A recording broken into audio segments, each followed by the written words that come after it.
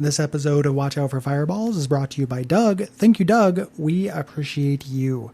If you would like to get bonus shows or support us, you can head on over to patreon.com/Duckfeed.tv. Thank you.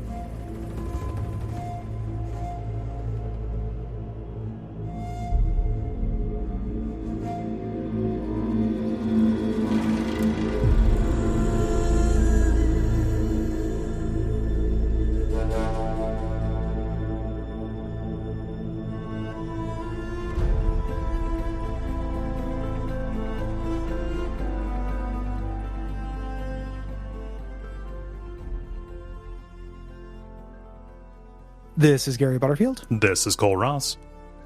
And you're listening to Watch Out for Fireballs. It is a Games Club podcast. And this week we are talking about Horizon Zero Dawn, which is an open-world action game developed by Guerrilla Games and published by Sony for the PS4 in 2017.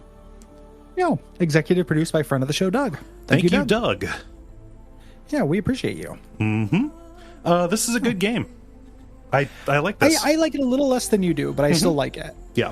Like just from Twitter recon, from intel that I've collected. Us just kind of feeling each other out. I just wanted to get that there because this is going to be a very long episode. Yeah, buckle the fuck up, everybody. Even chugging this bad boy probably should have been 2 eps, but we're nothing if not stubborn. it is a thing to learn. Yes, for us, for 1 week of content on the show, this was a big ask. Mm-hmm. And I'm not putting that on Doug. I'm just saying it's on us because we said yes. It's just something we both had been looking, itching to try. Mm-hmm. We gotta do better, man. I gotta do better. we can't do these kind of things in one episode. It is stressful to play and stressful to talk about. Yeah. So we should get started. We should get going. So in this game, you play as Aloy. She's a young tribeswoman who sets out into this post-apocalyptic world that is crawling with hostile robot animals to learn about the past and try and avert a future catastrophe. This is the post-apocalyptic game where you fight robo-dinos. Yes. That isn't Far Cry Blood Dragon. Right. And this is the most open world action RPG. Yeah, open world action RPG that we've done. It fits the structure and rhythm of basically video games now. Yes. This is the first video game we've ever played. This is the video game we've done. Yeah. And by what that means is, relatively similar control scheme, big wide open map, a main quest, but tons of side stuff, a huge map full of markers. Like in this game, you have quest, errands, and activities. There's different classifications of things that you do. Yeah. Which is exceedingly funny to me. Yeah. And going to be a huge caveat out of the way that kind of ties into this being a spicy meatball. Yes. We're not doing this as a completionist thing. Right. We'll do that for like a Western RPG that we cover over the course of a month. Mm-hmm. I stopped doing side quests about partway through this. There are like weapons I didn't get because they were rewards of side quests. There were monsters I only fought a couple times. Yeah. I'm going to just own that. Like if people want to yell at me about it, you can, but I'm disclaiming it. What I would like to avoid, just because I know this, is someone being like, oh, you didn't like this, but if you went and did this subquest and got this thing, it's no problem. Mm-hmm. Because there's, that very well may be true, but there's also a discoverability and compulsion element to this. Yeah. You know, where like I didn't want to go do that side quest. Even if I wasn't playing that, like I beat this a week and a half ago. Like I beat this well before recording. I just didn't want to do them that much, which I'm not going to, fall on a sword for. Right. Like I just didn't think it was that interesting, and I wasn't compelled by the people who were asking me to do them. Yeah. Yeah. So, I'm not accepting it. I reject it as a personal failure. Yeah. For not having done that. Yeah. To head off ads. Yeah. And also to show you the scope of the episode. Like we're mainly been talking about how the game plays and the main story with a little bit of side content. Yeah. Yeah. Kind of talking about some of like the categories of quests of like side things you can do here in the generalities, but like the main story in this, like the actual like main missions and things, those are actually like pretty good. And there's a lot to it. To respond to. So to give you kind of an example, the Super Mario 3D World episode, the outline for that was 3,500 words. This one is 10,000.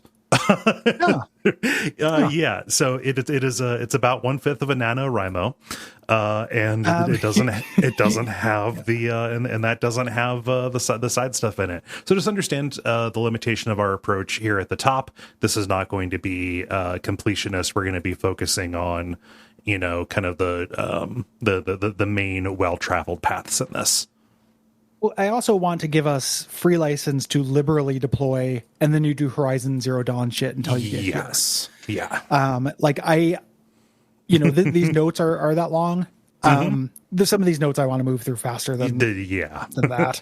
Like 1,000%. I do not want to record a 6-hour episode about this game. I don't like the narrative that I'm going to sound more negative on it than I am. Like the cool stuff is undeniably fucking cool. And the narrative stuff that's cool is undeniably fucking cool. And I want to give that more time. Yeah. And I don't want to spend as much time on the stuff that is boring that, the game asks you to spend on it. Yeah. Like I wanted this game to have an editor so fucking bad in many ways, like a systems editor, a narrative editor, a side quest editor, like this is an A+ game wrapped, like this is 3 pounds of absolutely high quality fudge in a 10-pound bag. Yeah. Yeah. Like it's got some boys at Crufty. Yeah. Camp Crufty. We've arrived. Crufty's going to get here. Yeah. Crufty's all over us. We're surrounded by Crufty. So let's get into it now that we've kind of laid that caveat out. So your primary threat in this game, and kind of the selling point subject matter wise, is the fights against these large robots, all of which are modeled after animals for cool reasons.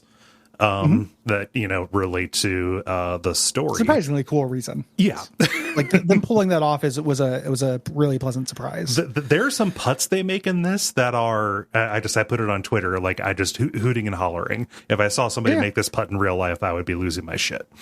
They do a good job. There's less than you expect that is just rule of cool, which is like one of my least favorite things that video games do. Is like, we just thought it'd be neat.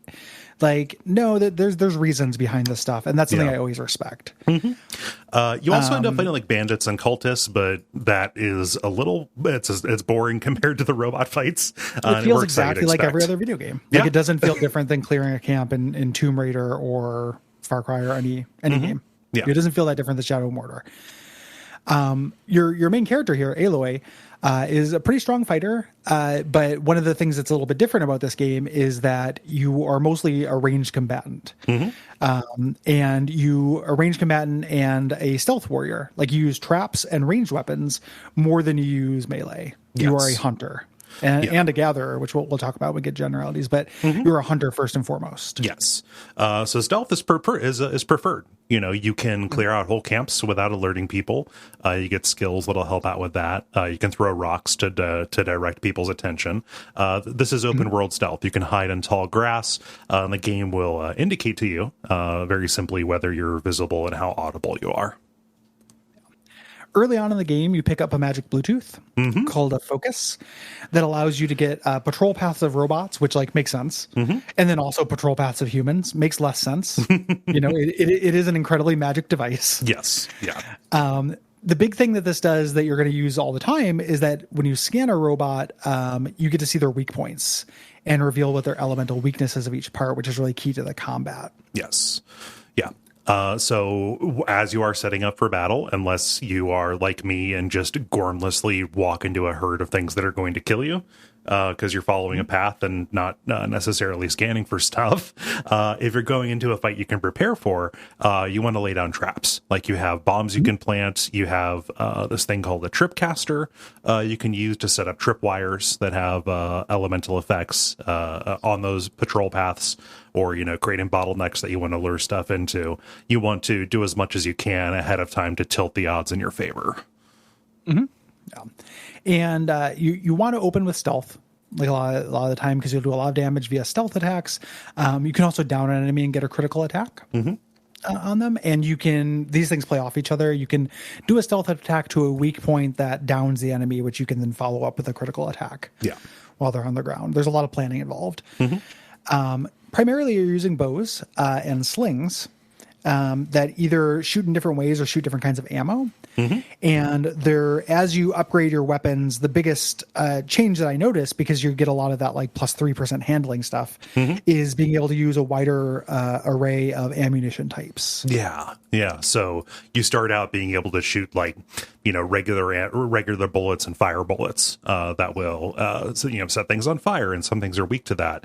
This expands to like my favorite one was the two other elemental effects. the two other elemental effects. But also like I love those tear blast ammos, man.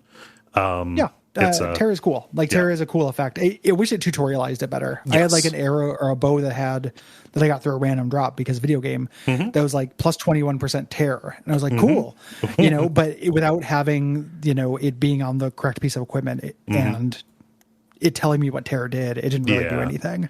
Yeah, like once I got it, it was super cool. It's kind of annoying because like once you get a new weapon, it doesn't like give you a tutorial or like provide you with the description of what's special about it or what's special about the new ammo. It gives you a little tutorial quest, which like requires you to go out of your way to activate it, and then also go just take something down. It says, all right, you have lightning arrows now. Use the lightning arrows to kill 3 things. Okay, that doesn't explain what this is or what it's good for, actually. No, you could have just given me text. Yeah. For that, like it's so weird because again, I know that we're on deadline here or on pace or whatever, but like so many things about this that bother me about this type of video game. Yeah, right. Yeah. Like that's just a big Ubisoft checklist nightmare game thing that happens. Where it doesn't just tell you how to do the thing; it has to make it like gamify it. Yeah, and it's really frustrating. Like I am torn between wanting to accept racist grandpa and not wanting to accept racist grandpa because it was the number one thing that impacted my enjoyment of the game. Yeah. Like if it were a svelter game that was more focused, I would have been like, oh, this is like a B+. This is great. This is like an A. This is super good. But there's so much of that fucking like little bits of things like that dragging you down. Like I feel like I've been rope casted, like by the game, all of these systems that like the best thing anybody ever says about them is you can ignore them. Yeah. And first of all, that's super faint praise. Like stop using that as a defense. Right. Because it means that it says less than you think it does. Yes. In terms of something being good. The other thing is you can ignore them, but that's labor. The game is constantly asking you to pay attention to these things, and you have to develop and like exercise your they live glasses or whatever to see through it and not see that stuff. Like it is I wish Jesse Pinkman gif, like they can't keep getting away with this. Like why do we accept this? It's a buyer's market. We don't have to do this. It drives me fucking nuts, man. I don't know who is clamoring for it. I've never met the person. I've never talked with them. I know plenty of people who play all these games and like them. Like I think I have more of an appetite for open world stuff than you do. I've played more Assassin's Creed, kind of things. But like it feels like the breadth of the map and the number of nodes on it and all of that, it feels like it's designing to a market force rather than to like what would be the coolest possible experience. Yeah, it's very artless, and I've never met anybody who's like, man, I fucking love the crafting in Horizon Zero Dawn. I love the merchant loot boxes. I've never met somebody who isn't just like a sad sack apologist for those things. how are they moving units with that fact? Like, what is that? How is that making this more viable? It drives me fucking nuts. And we're going to talk about the things, and because I don't want to talk about them during the episode. Like, every single time you go to a village, the economy and NPC stuff generally sucks. Yeah. Want to get out of the way here so we can just say you Horizon Zero Dawn your way through a village. Yes. And you refill your health potions, because why wouldn't you? You assassin down the avenue, and then you get to cool stuff. Then you create it up. Yeah. So, this is us putting the whole system on trial as well. We're using Horizon Zero Dawn as kind of a synecdoche for the broader trend. Like, this is representative of the entire of this genre and this like design ethos, I guess. Yeah. At this point, like, and as far as stuff we've done for the show, this is the worst of them. I think. Yeah. I think this engages in those things way worse than God of War or Witcher 3 of Mordor, Witcher 3, or way worse than Witcher 3, like significantly worse. Yeah. When you are aiming, you have something called focus mode, which will zoom you in and slow things down. This is how you make precise shots while under assault, and you want to do that, like similar to like an RE4 or something. This is an aiming game. Yes. And that's something I always appreciate. I think it is great when it matters where you hit. And it so matters where you hit. You make shots in this that feel incredibly unlikely, and it's very satisfying to get the pating of like an armor plate falling off or a component breaking. Yes. Yeah, when you accomplish what you want to accomplish, you feel very good about yourself. Yeah, it's. Well, I mean, I don't feel good about myself. Well, I mean, it just... when you accomplish what you want to accomplish, you feel good about yourself. Yep. This is you training the kids from the fucking vault or whatever. But it is awesome. Like, there are real ways to achieve cool shit. Yes. In this. Yeah. Absolutely. The final kind of range attack you can have is heavy weapons. These are either knocked off of larger bots or recovered off of humanoid enemies that wield them. You can't carry these around with you. You can't do anything else while you're holding them. It's the turrets from the new Wolfenstein games. Yes, yeah. They can turn they can turn the tide of a battle for you, but they're meant to be picked up, exhausted, and then thrown aside. Yeah. We talked a little bit about this weak point system. What you're doing when you're fighting these big robots, the smallest ones you can just one shot or just fight like a human, basically. The big ones, what you're doing is you're dismantling them. So you see their weak points, you intuit what those attacks those weak points correspond to, and you either remove armor plating to do more damage, or you hit these weak points to both get good damage and then also disable certain attacks. From them. So if there's an enemy that has an obnoxious attack, which there are, you can prioritize a specific part of their body to stop them from being able to do that. Yeah. Or, use that against them. The idea, and like there are people who do this too, but there's just kind of this all-purpose biofuel that is that is used by the robots and by some people called blaze. Like, you can aim at the tanks of that to blow them up. And cause fires and hurt robots that are next to them and stuff. And that tended to be what I did most of the time for like medium robots. Like, it doesn't get boring. There is a part where like middle-sized robots, they're always fun to fight, but there were times where I eventually got less expressive in my play. Yeah. Like stopped systematically dismantling them and just started aiming for weak points until they died, because it was really well resourced. It's in the future they figure out a way to liquefy the American Gladiator known as Blaze. That's how they did it. Yeah, and then the ice is the other American Gladiator that they liquefied. There's so much American Gladiators lore in the backstory of this. I was fucking shocked. I didn't. It's weird that they got the rights to it. Actually, I wouldn't know who to talk to about that. The USA Network. They'd advertise a new American Gladiators game. We're doing a stealth reveal like a Frog Fractions is very, very brave. You do have melee attacks. I found that if things broke down to melee fighting, I was on the wrong side of a power curve. Let's say things were not going my way. You've got a weak attack that'll knock off armor, strong attacks that have chances to knock things down. Generally, not doing a lot of damage with these. You don't want things to be up close. Against robots. Yeah. Humans, this is fine. And then this is also, you have a stealth kill for small robots and humans that you use this with. You do not block. You have instead a dodge roll, which you can upgrade to be a long or short dodge roll, like a tap or a hold. Love that. Which is very useful. And partway through the game, you get the ability to override machines. So you can either go up to a machine and you literally like you jam your spear into their ass a lot of the time. Yeah, yeah. They just have like an exhaust port that you jam it into. It's real weird. But you can either ride the animal or have them fight for you, or both, briefly, and you can upgrade that to be permanent.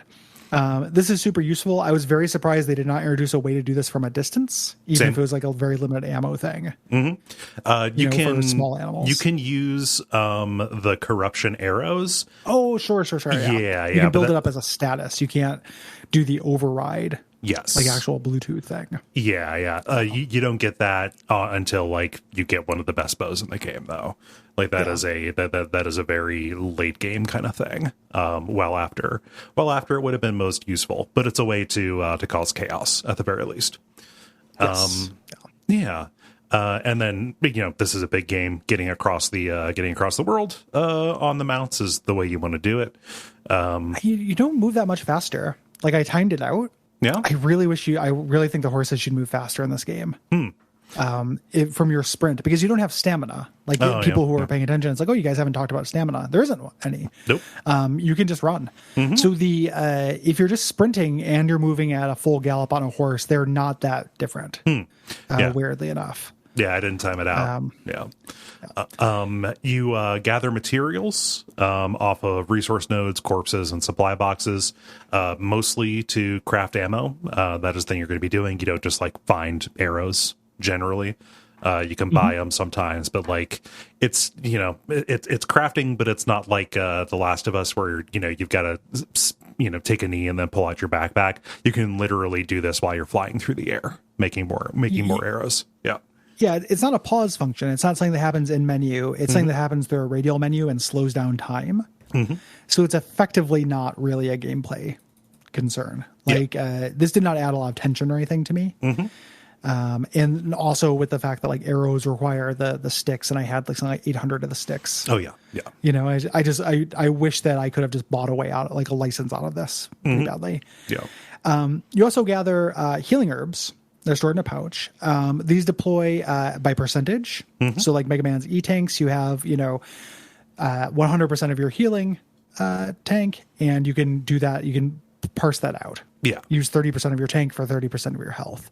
You can upgrade this as well to be multiple fills. Of that.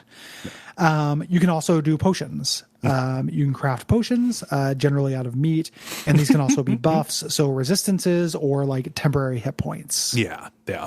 I love that the potions are just made out of different kinds of meats. Hey, Aloy, those are broths. Like you just made a stew. This is a bone broth based game. This is like open world game that takes place in a Trader Joe's. Oh gosh. I forgot to make a note of this to put this here. Something that is annoying, and this is definitely pulled from the Assassin's Creed Ubisoft kind of thing. You have carry capacity for all these different ammo types and components, resources, potions, bombs, etc. And you have to craft bigger bags in order to carry more of them. So you're either going to be making room in the fridge, or selling stuff. Like one of the more useful skills you can get just lets you dismantle anything for half of its value, just to make the room. You can do it on the road. Yeah, I don't particularly care for that as a gameplay thing. I'm going to go as far as to say none of this stuff is good. Yeah. This resource and crafting, like the bending over to pick things up economy, like it happens relatively quick, but again, like it being relatively painless is not the defense that people think it is for stuff like this, because you still have to do it.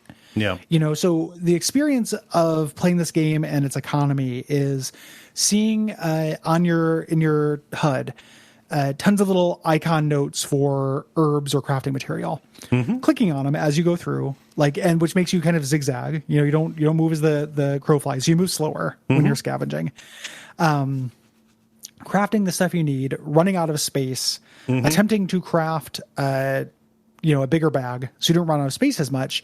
And then eventually getting to the point where like, I don't I don't have the thing I'm missing. I have to go hunt down a specific monster. Everything else that I have infinite of. Yep. But I need this one fucking lens. Yeah. I need this one fucking lens. And it's like, why not just make the item the reward for getting the monster? Like, how much more amazing would that feel? It's got to be a rare drop. The loot stuff in this, I don't get it. Yeah. And that goes into, I don't know if you got a place on here to talk about merchants, but fucking merchants in this game, dude. Like, there's so many of them that are identical. Yep. They're seemingly randomly placed, like outside of a dungeon or outside. There'll just be a guy standing there. You're the only person who's ever going to be in this area, but there's a guy standing there who sells the same thing as every single other base merchant in the world. It's the hot dog merchant that Homer's putting his kid through college. 100%. Who every single unique one will give you a free loot box. There are loot boxes in this game that you can't spend real money on. What that means, we're not saying we wish that there was a way to spend money on this, but they are definitely getting into that. It's kind of like gambling, kids. Kind of thing. Well, what's the point without spending money on it? Like, it's so fucking obnoxious. Like, you go, they'll give you a free box of rocks usually, and you can only carry 10 rocks. So you go up to them, they give you your free bonus box of rocks, which they will, not surprisingly, not buy back from you because they're fucking rocks, right? Yeah. And you go and you do a quest, and the quest, I don't really like the side quests in this game that I played. I did them for about the first third to half of the time I was playing. Yeah. And I thought they were pretty boring, but you go through them and you do them and you get rare, high quality loot box. And I open that up and it's just a bunch of dinosaur garbage that I'm picking up from everyone else. Like, nothing. It's very rare that I played a game where it feels less good to get things in this. And that is a major component of what video games are. Yeah. It should feel good to get things. Yeah, totally. Like, what is the power curve of this? Like, I just don't feel good engaging with it at all. Yeah. Even I never got excited to pick something up. I got excited to override new dinosaurs. I did the cauldron missions. That was cool. Yeah. And finding a new classification of weapon. Yep. Not a new, just an upgrade was pretty rarely exciting, but finding a new, this is the bomb slingshot, not the regular slingshot. Yeah. Yeah. This is the shotgun crossbow. Yeah. Yeah. That was cool. That's it though. And it's stretched over a very long game where getting to town just feels like dick. It's very frustrating to me. Yeah, I hated engaging with this shit. It is a noisy experience that is full of micro frictions. Let's call it that. Yes. Yeah. And there's got to be somebody out there who opens up one of these loot boxes in the game and is like, hell yeah, dude, I got that lens. For me, I stopped paying attention. There were so many different microcurrencies, like lenses and CPUs and stuff of all of these different, and there are a lot of different kinds of monsters in this game. I eventually stopped really paying attention to them. So even if what I needed to make my bag slightly bigger was a bellow back lens, I didn't memorize that because there are 1,000 different things to memorize, little currencies. So even if I did get a loot box and opened it and got a bellow box lens, it didn't feel good. I didn't recognize it. Yeah. Nope. It's doing everything it can to obfuscate good feelings. I would only ever notice that I got something good if I just periodically went into the crafting menu and saw that something that wasn't highlighted before was highlighted this time. Okay, cool. Yes, that means I can make it neat.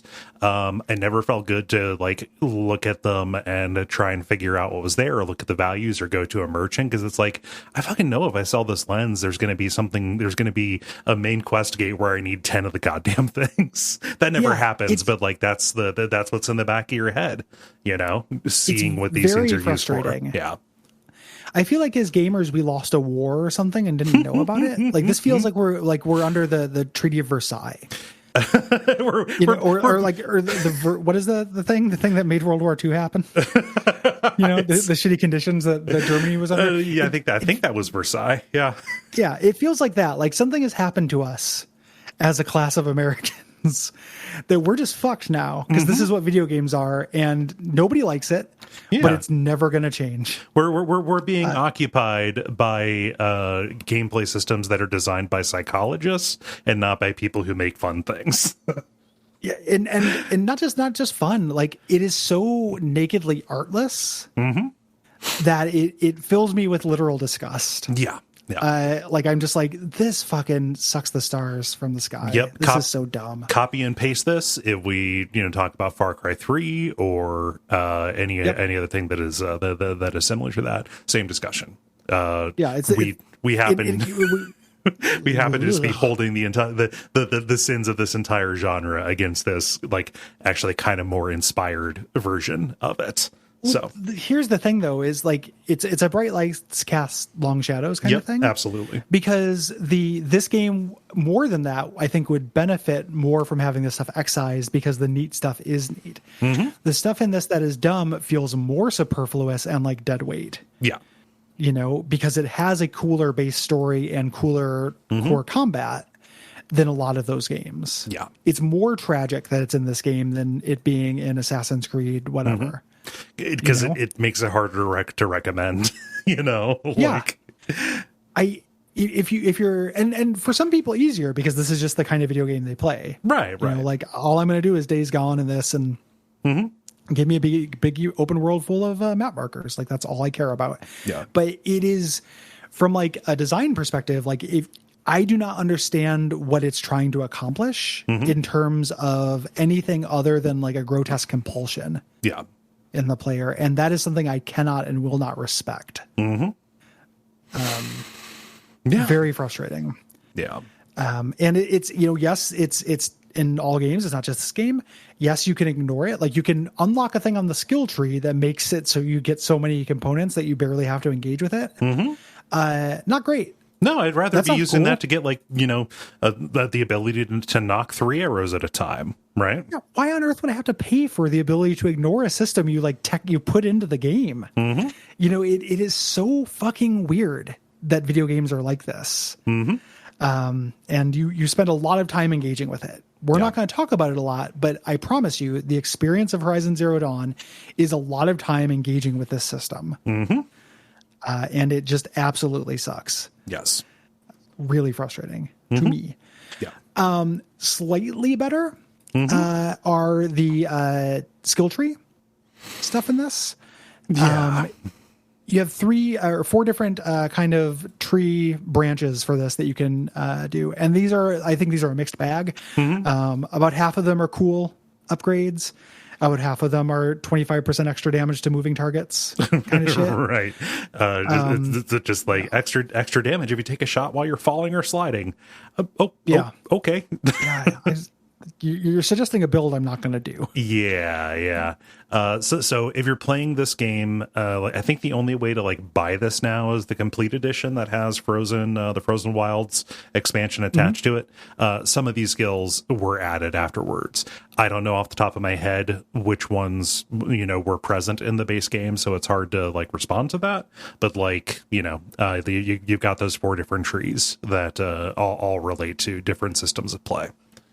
Well, the ones that were added for Frozen Wilds, a lot of them were the crafting ones that make the crafting less odious. Gotcha. That was a common complaint when the game came out, and then the game patched something out that the game put in by making me pay for it. Like, that is a feature that they did with a straight face. Yeah. You can also you have mods for your weapons. These are of the like plus 20% handling variety. Yeah. And these have rarity tiers, just like a Diablo thing. The trick here is that like you have to destroy them to remove them. You can just overwrite them. Yeah. In my experience, it didn't matter at all because I was drowning in these. Yeah. You don't have that many weapons you can use on your quick bar. So getting these fully kited out was not difficult. Right. Same thing for your armor. And those tend to be either stealth bonuses or resistances to specific elements. And the way that this is designed, they're encouraging you to have multiple sets of armor with 4 different situations, and to have like even different versions of the weapons with different mods, so that if you walk into a battle where like, okay, this is going to depend on Frost, this is the bow that I have that is completely kitted out for Frost. Yeah. I didn't, maybe on higher difficulties, I would have needed to engage with that. I just kind of didn't really do it. Yeah.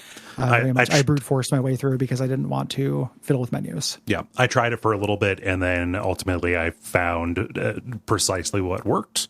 And I also spent the skill points to get the ability to pull those mods out, so I could experiment more. So it just depends on what you're willing to invest in with your experience points. Yeah. This game takes place over an incredibly large geography. The map is huge. It is incredibly varied. I'm not going to talk about, spoilers in general for this. Do we want to say that? Sure. Yeah. Like, I don't know if you should play this. Like, it is cool and fun. If you can stomach the open world stuff, go for it. Yeah. And that's fine. It has a really cool story and backstory that I enjoyed having revealed to me in the game. I don't know how much it will hurt you just to have us reveal it to you.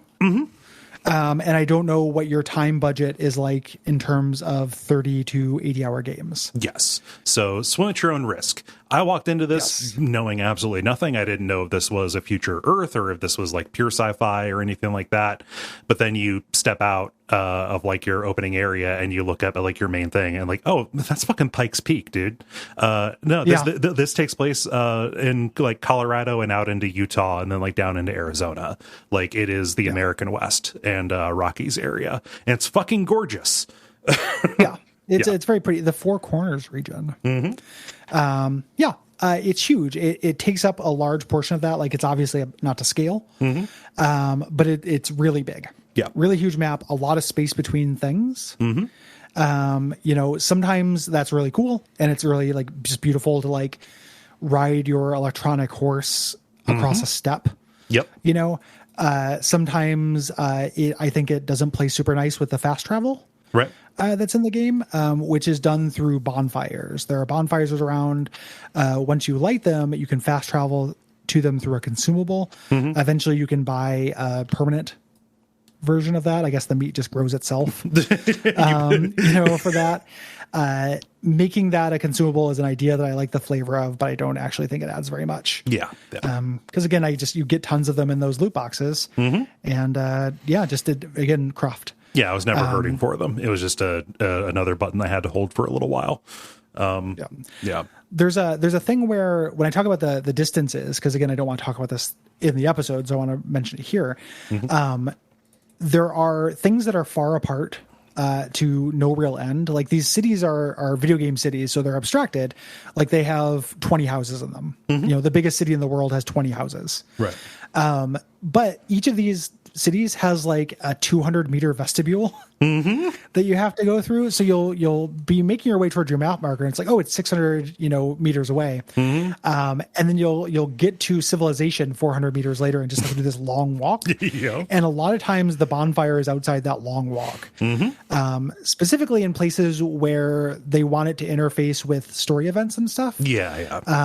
A specific annoyance is the kind of main quest giver, the king of the land that you spend most of your time in, does not have a bonfire near him. You have to make a bonfire in the lower parts of this very convoluted city and then make your way up to him. The map marker design in this is really interesting. What it does is it gives you the map marker is usually at your next articulation point, not as the crow flies. Like if there is a T intersection, the map marker will be at that intersection. And then as you approach that map marker, the next one will appear. Almost like a racing game. Checkpointing. And this works really well unless there's verticality. So like the main city, which has a lot of verticality, makes this more cumbersome. So something more about like fast travel and the bonfire system in this. It's very convenient to get around, but you run into something that is a problem. And like even going back to like Oblivion, right, where fast traveling actually denies you the ability to kill stuff to get experience and find resources that you may need. You kind of have to choose, okay, am I going to fast travel and forego everything that I would have killed or found along the way? Or is the time more valuable for that? So you might find yourself falling behind some kind of curve if you end up relying on it a lot. And I know the idea here is that there's two systems in conflict. There's the mechanical curve, which is impacted by this, and then there is the engagement curve. And it's banking on I think the engagement of walking to a place and getting those resources to last most of the length of the game, which was not my experience. Right. You know, I enjoyed walking to places in this game. Like, I liked traveling in this game, just not for the entirety of it. So eventually I would start fast traveling. I would fast travel. That would put me behind the resource curve for things. So then it would be like, well, I need this stuff. Do I go grind? Yeah. Like, do I go farm up some long necks or whatever? Not long necks, long legs. Yeah. You know, do I go do that? Again, it's this weird modern video games creating and trying to solve problems at the same time. Yes. Thing. And it was you know, again, friction for me. Near the end of this, I got pretty sick of it. Yeah. There's a golden middle. And it's one of those things, as the narrative gets better, the play got more annoying to me. So it kept me going, but I was ready to be done traveling from these areas. Definitely eye on the prize to a large degree after that golden middle. Because this is an open world game and it has a map, you're also going to have towers. I love the way that this handles those. They're pretty great looking. By making them robots. You know, like, you are fighting big machines, but this is not like a Shadow of the Colossus kind of thing. However, the tall necks, these robotic giraffes that are like signal relays, there are like very few of them in the world. Like, you're not, you know, it's not Assassin's Creed 2. Yeah, it's not like you're with two of them that are broken. So. Yeah. But like these will often be marching around in like occupied areas that you have to figure out how to get into, and then find a way to a tall point where the giraffe is going to be walking by, so you can jump onto the back of it and then climb up to its big dorky disc shaped head to assimilate all the data. And this will reveal map markers all around you. It'll pull the fog of war off of the map. And it'll also like show like where the next few tall necks are. If you want to kind of like jump from one to the other. These are real cool. Like, this is an incredibly good way to handle that kind of tired mechanic of revealing if you're maps. going, again, solving problems it created. You know, I can buy maps from merchants that tell me how to get the various collectibles, but not maps that tell me where mountains are. I like these as well. The two things that are like interesting about them, one of my favorite little grace notes in this game, because there are some like real player kindnesses, is when you activate one of these things, they let out EMP, which is a little nod to people who don't clear out, like, if you want to stealth up to this thing rather than clear out, you know, its surroundings. You can make your getaway, which I really appreciate. The other thing that I appreciate less, that is more of a component of the game that we didn't really talk about because there's not really a place to do it. Because open world games now, there is maybe a 10% of your time that is like climbing puzzles. You know, and when they're on the tall necks, it's cool because of the scale. But when it's on mountains, I'm pretty sick of it. Yeah. You know, and this is like that Tomb Raider, things that are climbable are highlighted in yellow, and you just press in a direction, and your character does cool stuff while you do nothing. Yep. You know, so just that is a big part of this game that there's no real other part to other place in the, you know, to talk about. But yeah, you do spend a good amount of time doing that. It is not Breath of the Wild where the climbing is a system in and of itself. Yes, you know, it is, you know, hot points that you can jump between to get up areas. It would be functionally the same, just faster if you could just teleport. Yes. So. Yep. So like we said, the optional material is separated into side quests, which are more story heavy. And then you have like these trivial errands that you can go do that are more fetch questy. And tasks. Yeah. Which are like base, like raider bases and shit. Yeah. Considered tasks. We already said we're not going to talk about these. You know, like I think I made a note of like the first couple towards the beginning. Fun game to play with that. If there's like an especially cool story that you or an especially cool quest that you would like us to hear about, include it in your response when you write in. Don't be like, you clods, I can't believe you didn't, but say like, oh, like just, you know, here's something that cool. That like sheds more light on the world or engages with a mechanic or has you fight you know, a rare kind of machine that you don't encounter an awful lot. Yeah. I did a couple of these. Like, a lot of times you go to a place and then put on detective mode and then track a series of dangerous spots. where there's a monster and then you get another tracking node. Yeah. They were pretty samey. The ones I did. The one that I played did an interesting monster. There's one of the quarry where the miners are getting killed, and it's by these rock throwing guys who you don't fight very often in the game. Like, they're pretty rare. Yeah. They're kind of like big moles. So it was cool to have a chance to fight those. But the story behind the side quests that I did were all pretty uniformly lame. Yeah. Yeah, and we'll get into that when we start talking about like the kind of like the tenor of the two different modes of this, like the current times and the past times, and the way that they are weirdly night and day. Yeah.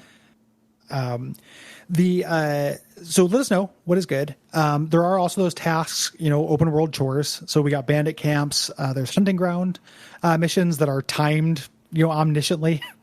Like, you have 90 seconds to strip this many parts from this many monsters. Yep.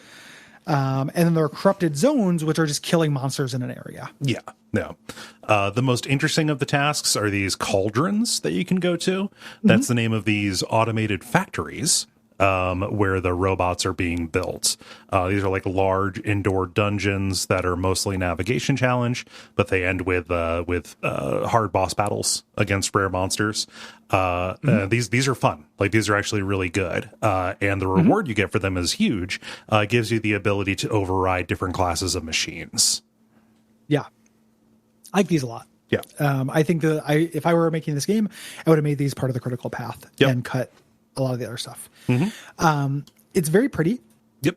This game, in terms of basically everything other that isn't a person. Yep. So robot designs are great. There are animals as well. We didn't really talk about that. But there are boars about. Really cute. The nature of vistas are very, very pretty. Like, it's a pretty part of the country, and it remains so far in the future. Yes. Yeah. Way into it. It justifies the system. Like, yes, there you go. This is PS4 doing what it is good at. Character models fall short of that. You get facial animations that are really stiff. Some of them look kind of corpsey. It's funny when you run into content that was added for the DLC, because you can tell, oh, like that person's face moves more. They must be new. Yeah.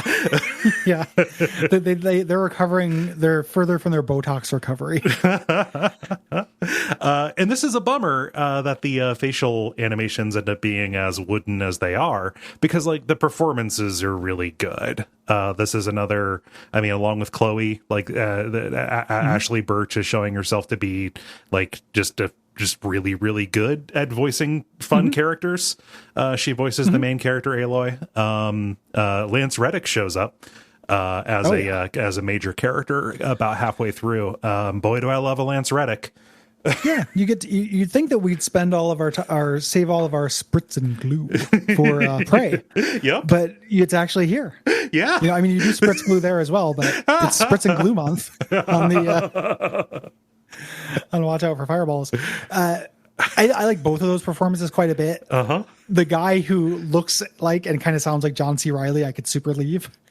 There were ones I did not like very much. Which one? But the two main characters, like where they put the money, that was great. Which one looks like? Are you talking about Aaron's? The Sideburns.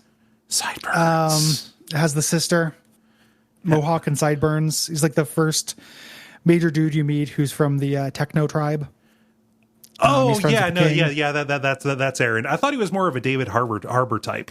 I was okay with him. Yeah. Yeah, fine, but I'm not too impressed by the most of the voice acting, but part of that is that the characters who are in the modern day. We'll talk about that. Yeah, it's more what they say than how they perform it. Aloy is incredibly likable, which is necessary. Yes, you're spending the whole time in Aloy's shoes, and one of the things is Aloy is really direct, which I like. Yeah. Like, Aloy is rude and gets to the point. Of things, and that is what I want from one of these protagonists. I did not want an entire like woe is me, and I did not want a lot of time spent doing the character enacting things that they want the player to enact. I didn't want the character to spend a lot of time talking about the wonders of technology or the blunders of technology. How beautiful the natural world is.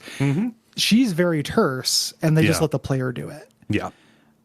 That's great. That is a really brilliant choice that makes this tolerable. Yeah, because if she could have been way worse. It is a remarkably good performance and remarkably well written, and they have the confidence to have it stay out of your way a lot of the time. Mm-hmm. Yeah.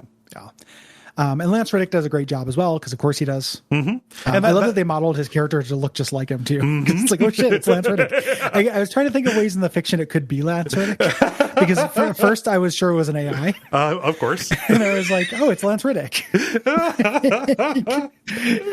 AI got uploaded to the Singularity and survived the apocalypse. That's great. I hope the rest of the cast of The Wire did as well.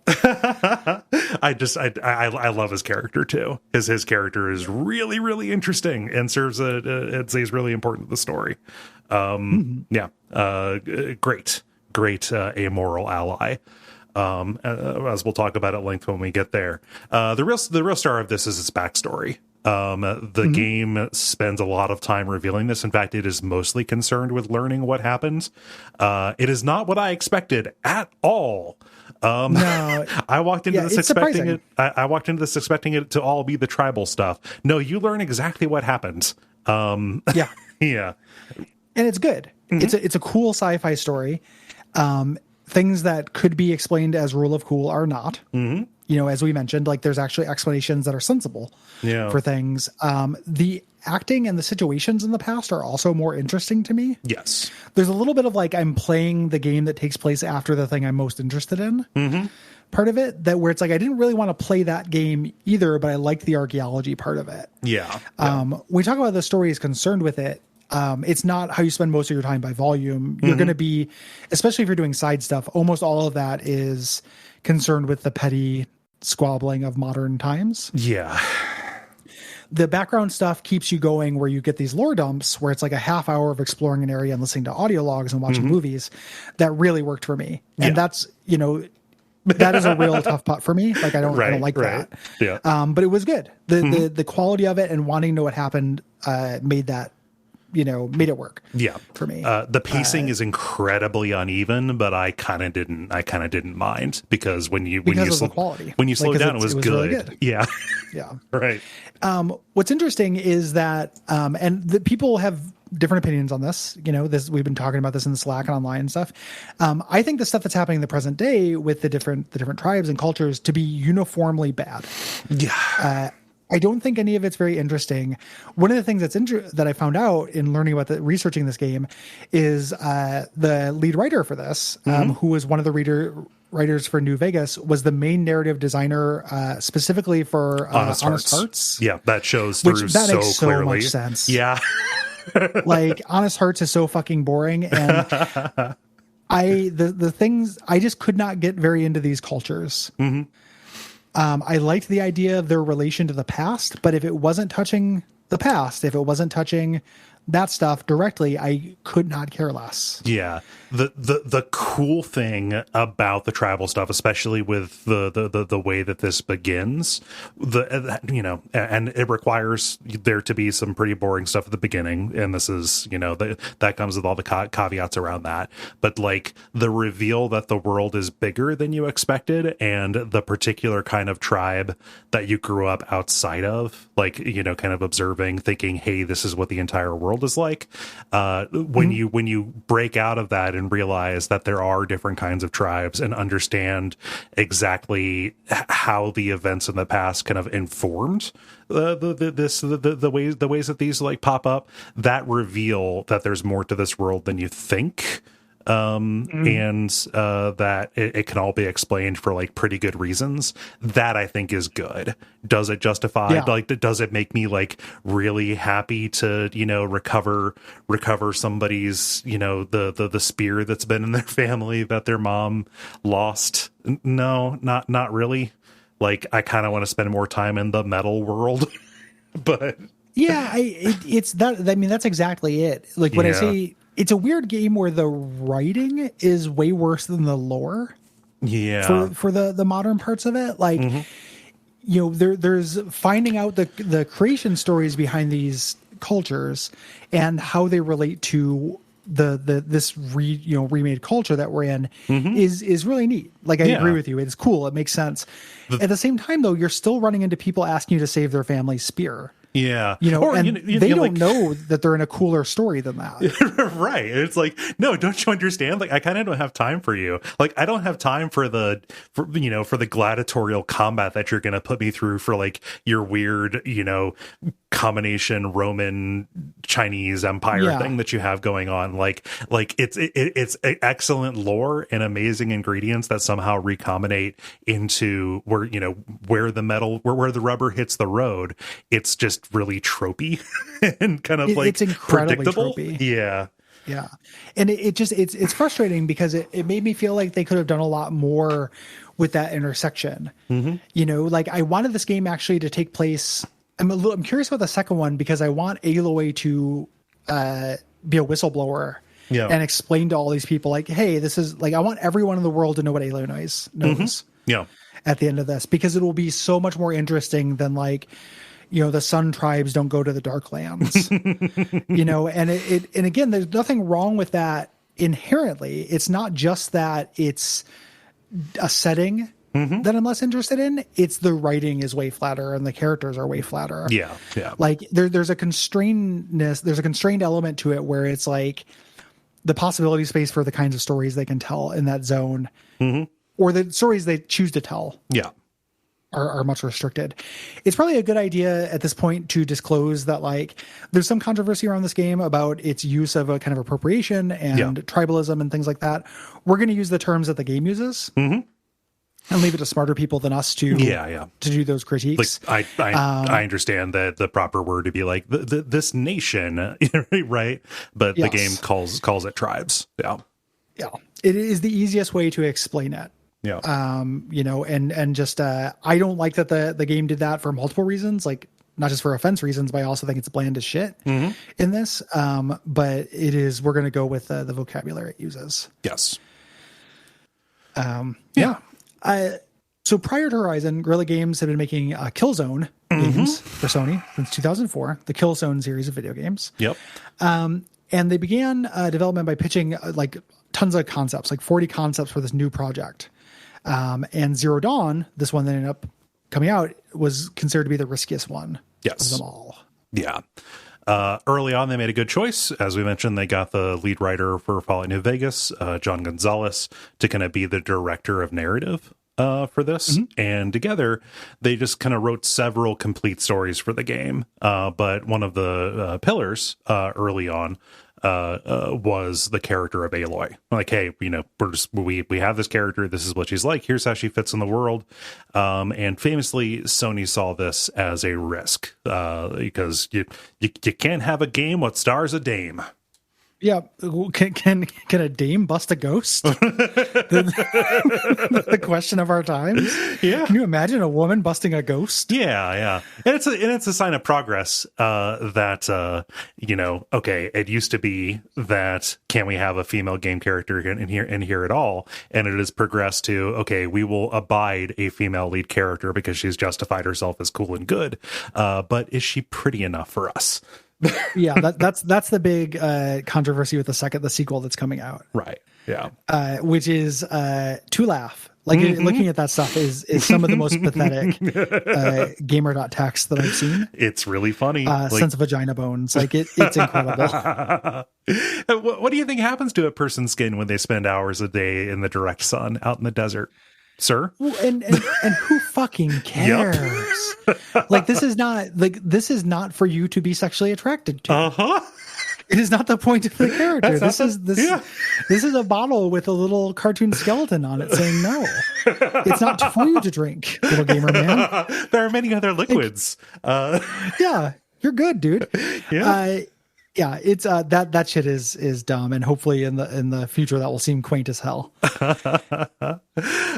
Guerrilla, so said, hey, we have this risky concept. It's pretty high concept, right? And they're like, well, shit. Enslaved Odyssey to the West came out and kind of had a lot of the same elements to it. So let's start working on something else and make this kind of steampunk alternate history kind of thing. Oh shit, The Order 1886 is coming out as a launch game on the PS4. We got ordered. Fuck. We got Rhingoed. Oh god. Yeah. And ultimately they decided to go back to the original pitch because it was the one they were most enthusiastic about. And it was a good choice. Yes. Oh, early versions of this were co-op focused and did not have animal-like robots. They were just regular robots, armored core kind of things. Yeah. Yeah, like they have military robots, which still they do exist in the game. Yeah. And they decided this was boring. It made Aloy more of a soldier, and they wanted her to be a hunter. Yes. Which requires animals. Yeah. They consulted anthropologists and archaeologists to get kind of better footing on how to portray tribal life and accurately portray the buildings that are decayed in this, the current buildings, skyscrapers and shit. That you run into. Yeah. And otherwise, like I couldn't find, like once the rubber hit the road on this, development was just 7 years of prototyping and making their engine do what they needed it to do. And they succeeded. Yeah. It's a good game with the aforementioned caveats. Yeah. So this is, it sold really well. It's a system seller for Sony.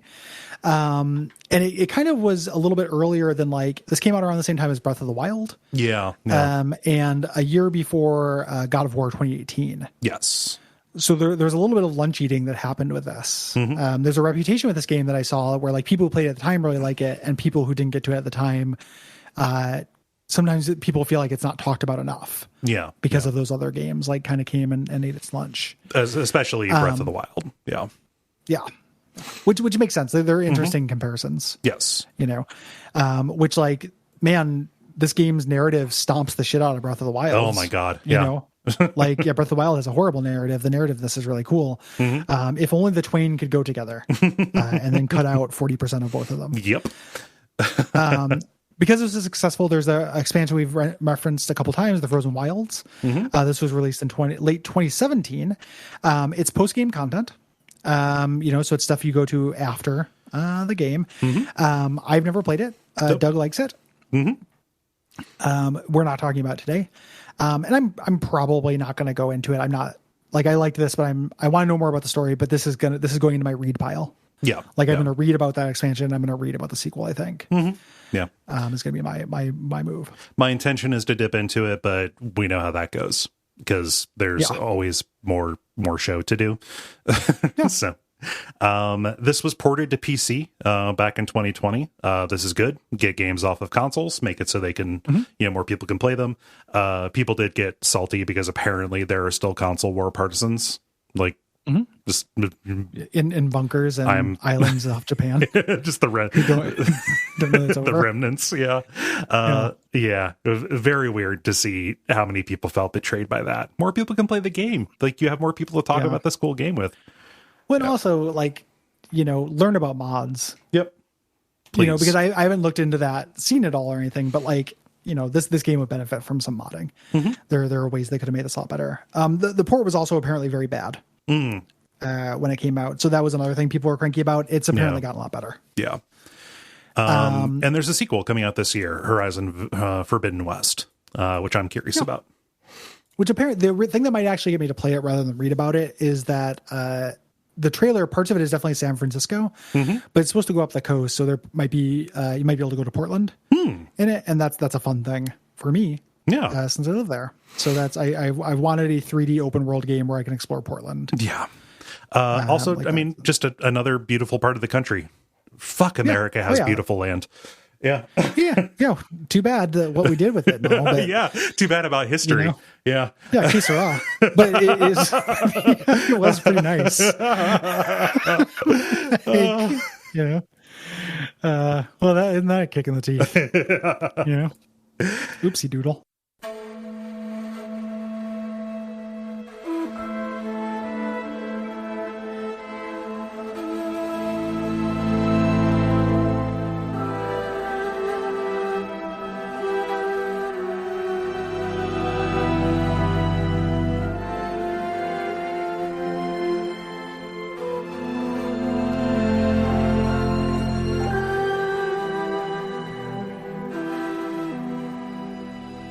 So let's get into it.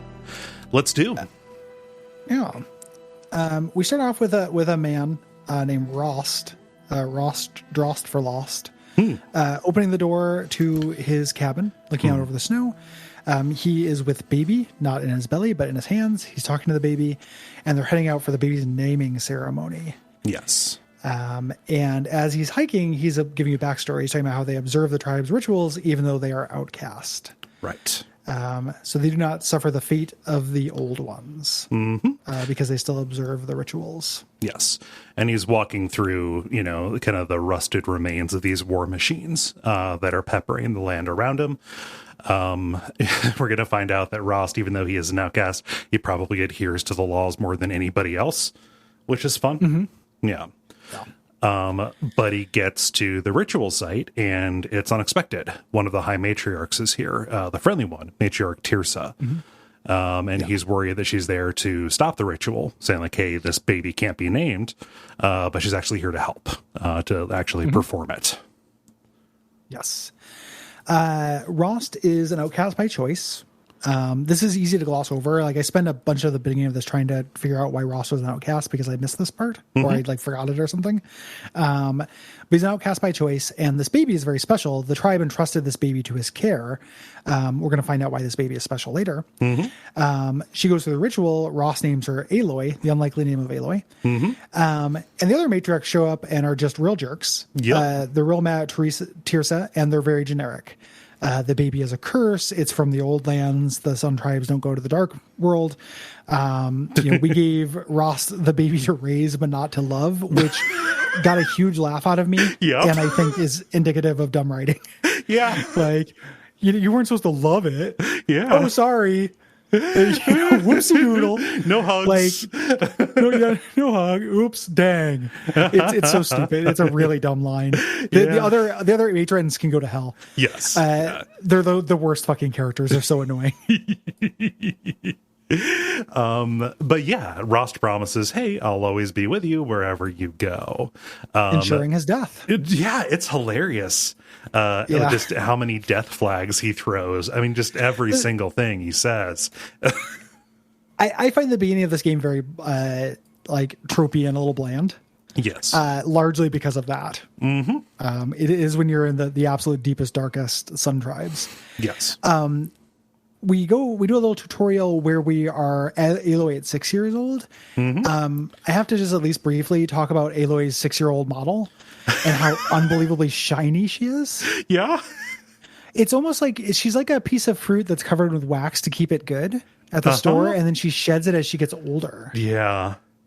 It's amazing how it's the shiniest video game character I've ever played as.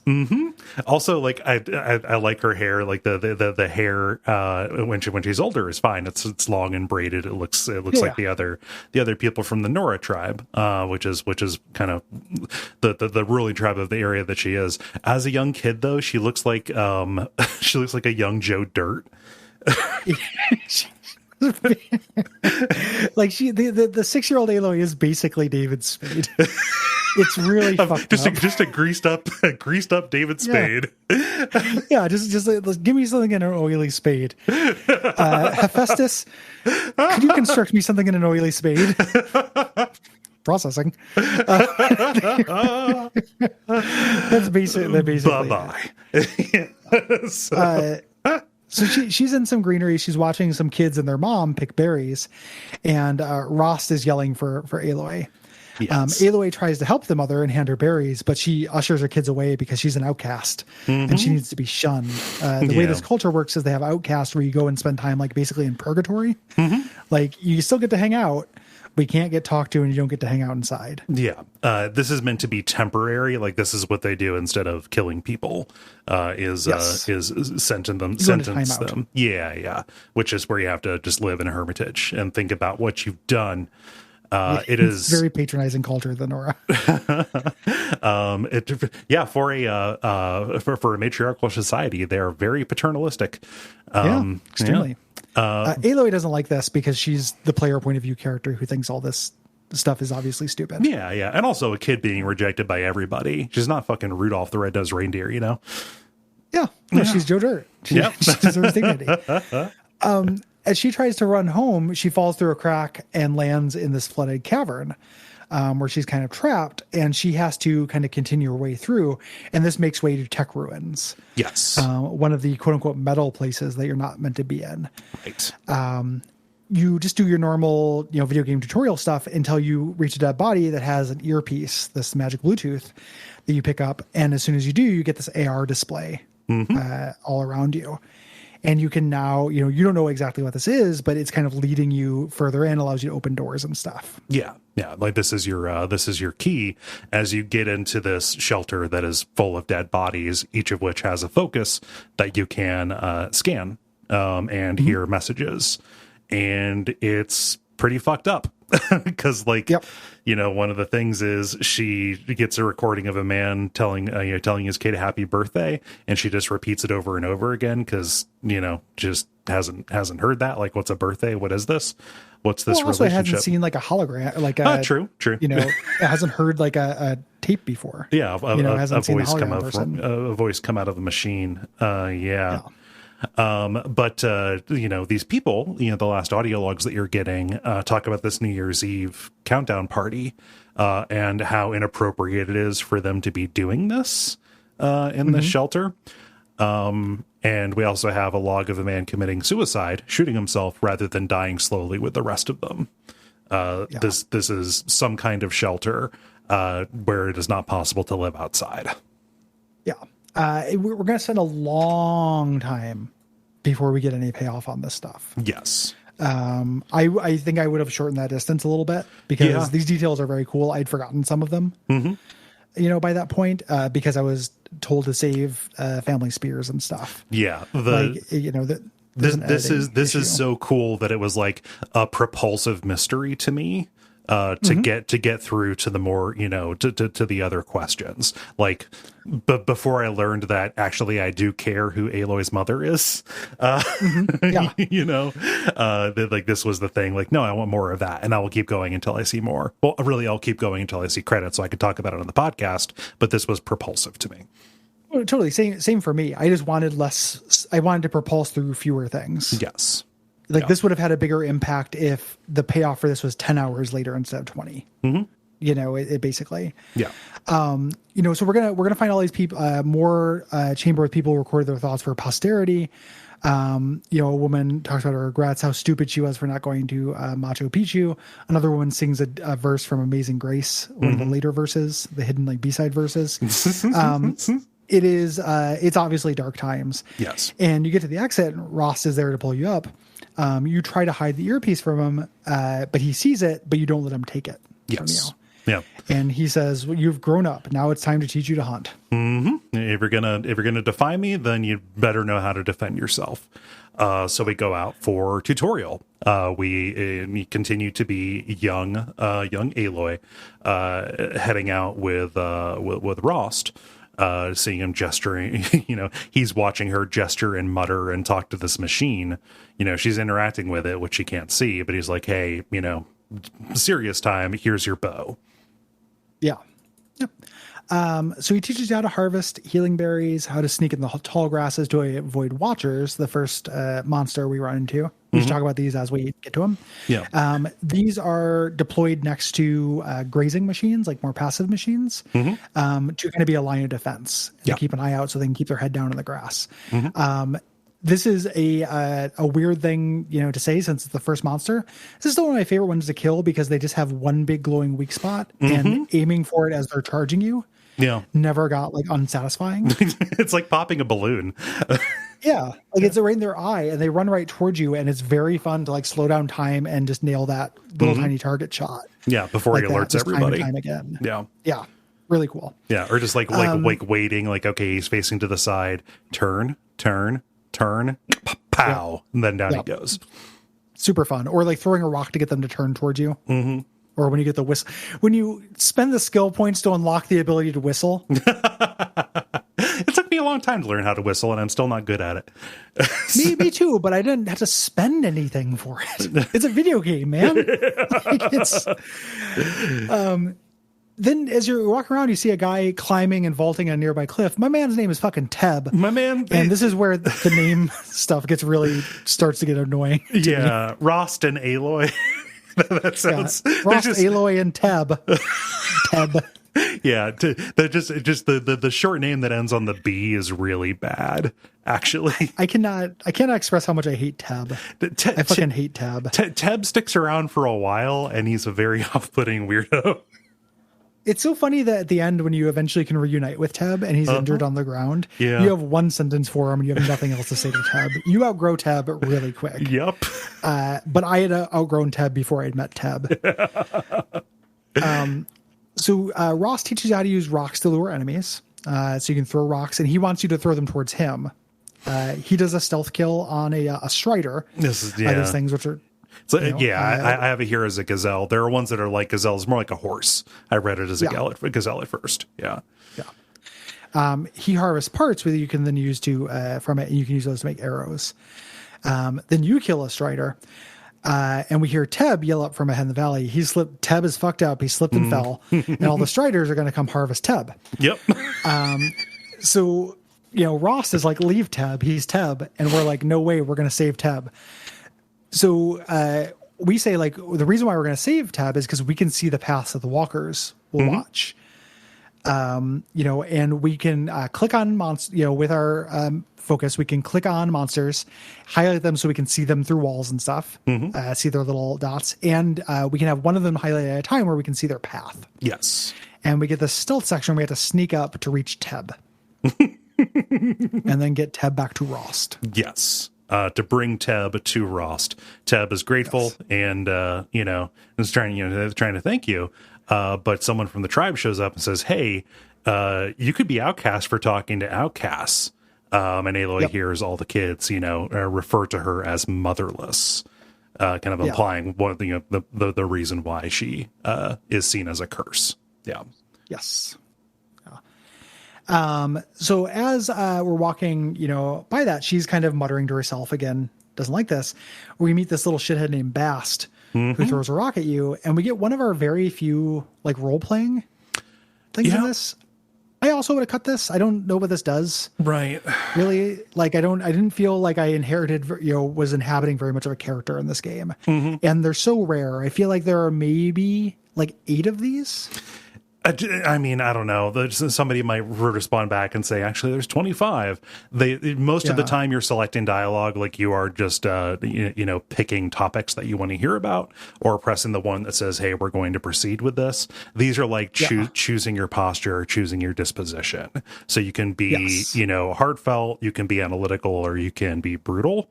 And I was like, okay, I'll choose the brain option. I'll do the analytical one. And so instead of throwing a rock directly at his face, you throw the rock and you knock the rock out of his hand as he gets ready to throw another one. Yeah. I threw it definitely at his face because fuck this kid. Yeah. But then Rost ruins it by shooting your rock out of the air with an arrow, which is obnoxious. Yeah. Then the kid runs off. You ask who your mother is, and we find out the matriarchs will tell you where you come from if you win the proving and are granted a boon. Again, noun soup for this kind of genre. The proving, a boon. Yeah. Yep. You have gone from being a child to being a brave in the tribe after you pass the proving. And then we get a training montage. She's 6 years old at this point. The proving happens when you turn 18. So we get her learning how to run the brave trails that Teb fell from, stuff like that. She out-tabs Teb immediately. Like the first try. And there's a cool transition. Like she goes to make a leap, and she's a kid, and then she lands on the other side as the grown woman. Yeah. Yep. So now we're in the game more proper. It's 2 days till the proving. Ross isn't around our cavern. We have to go find him. He's out at this overlook, and he's worried because there's one lesson he didn't teach you, but there's just an opportunity tonight, and you need to be prepared. Yes. So you have things here to do. You can go and gather fire arrows. You can also do your first errand, kids. Hey, to get enough meat to feed a villager named Oddgrata. Oddgrata kind of does says things that she obliquely refers to the plot of the game. It's like stuff if you know the plot, this is bonus stuff. Yeah. If you don't, she's just obnoxious. Yeah. And then you also want to buy a tripcaster from a merchant named Karst who will talk to you. Yeah. You want to do all these things, but I think the only one that's mandatory is getting the fire arrows. Yes. You're going to want a tripcaster because it's a really useful tool to have. So while I'm out hunting striders, there's an injured man named Thok on the ground. He's asking for help. Likely name of Thok. Yep. A scrapper has injured him, and his daughter, Arana, ran off to kill it because their family spear was stuck in the back. Her mother had made it. So saying like, hey, she headed towards mother's cradle. This is the first side quest you do in her mother's footsteps, where you go and see her trapped up in a tree. And you kill the scrapper for her and then get her back to her dad, and they give you a spear upgrade as a reward. Really weird, because this is the only way you can get this upgrade. Mm-hmm. It's also the only reward that works this way. Yep. Everything else is a big pile of garbage, that you can maybe craft into something neat. This is a meaningful upgrade. Yeah. It's really strange. Odgrata won't talk to you, but speaks to the All-Mother, like kind of praise, but is obliquely talking to you. She left her prayer beads in an overlook, and you have to go get them. Mm-hmm. This is really kind of laying the groundwork for what these quest designs are going to be. Yeah. Like the person who did the mission design in this, the quest design, their Moby Games credit, they'd only worked on MMOs. Before this, which is why I think all of them are go to a place, which then takes you to another place, which then takes you to a third place, and then you win. That makes sense. They're not particularly interesting or varied, I don't think. I like the interaction with Odgrata because Aloy is really resentful that she is, thanking All-Mother instead of her. Like she understands that, All-Mother, that Odgrata is just kind of, getting around the rules by speaking to somebody else, but she just wishes that it was more direct. Aloy's relation to these rituals and stuff is good to me because it mirrors my own. Yeah, I like that she resents it. I just wish I spent less time with it. Yes. Like it's annoying for the player. I'm glad the character is annoyed as well, but a character in a work of fiction criticizing the work around them, it doesn't excuse as much as I think, it's meant to. Yeah. For me at least. Yeah. Something also just about the All-Mother and stuff, the way that like the Nora are technically correct about some of the stuff but still really dumb and blinded by faith is good. Just as you understand the purpose that their ritual serves, but they're so far beyond what it actually means that they're applying it in dumb ways.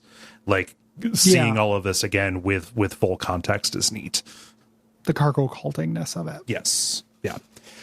So you go to Karst, who's a jerk, but he does, he does sell to outcasts. You can give him a scrapper lens. Scrappers are like, they're bobcats, kind of a little bit more aggressive than some of the others. To get your tripcaster, starts out with just shock lines, which will stun things, but then later you can get like explosive lines and stuff. Really great little grace note about the scrappers. Their function in the ecology is that they are scavengers. So if you kill a robot, it will come over to it and it can loot it for you. Like if you lit it, it will take all its stuff. Oh, nice. So like what it's doing is gathering the parts of disabled machines so they can go be reused. That rules. Yeah, it's super cool. The same thing with the smaller birds. Oh yeah, based on vultures. Yeah, the Glenhawks. Yeah. Yeah, that's what they're also meant to do. And that's a really cool ecological, again, when we talk about how this game answers questions that you don't expect to be answered. Like, it's not just, what about an evil bobcat? Seems like something we should make in the future. No, like they have a purpose. Yeah. And like, as you find the ones that are like modeled after herbivores, what's cool is like what they're doing. They're grazing. Like, okay, why would they need to eat? No, they're eating plant life and converting it to biofuel. So that they can take blaze. Yeah, they're making blaze so it can be used to power other stuff. Like there is a mechanized ecology that has a design to it. Yes. Yeah, it rules. Probably the most impressive thing about the game, I think. Yeah. And the things that kind of branch off from that. So he shows you a sawtooth. You have to fight it. He lets you figure out how to hunt it. We can, if we bought the tripcaster, we can fight him with that. And we see that it has this underside of it. And if we have a fire arrow at this point, we can do a lot of damage by hitting its tank. Tanks are consistent. Good weak points that cause explosions, that disable attacks. they are kind of a good default option. We didn't set this up, but this is Rost like teaching you, going to like force you to fight force you to fight a dangerous thing on your own without him telling you how to take it apart.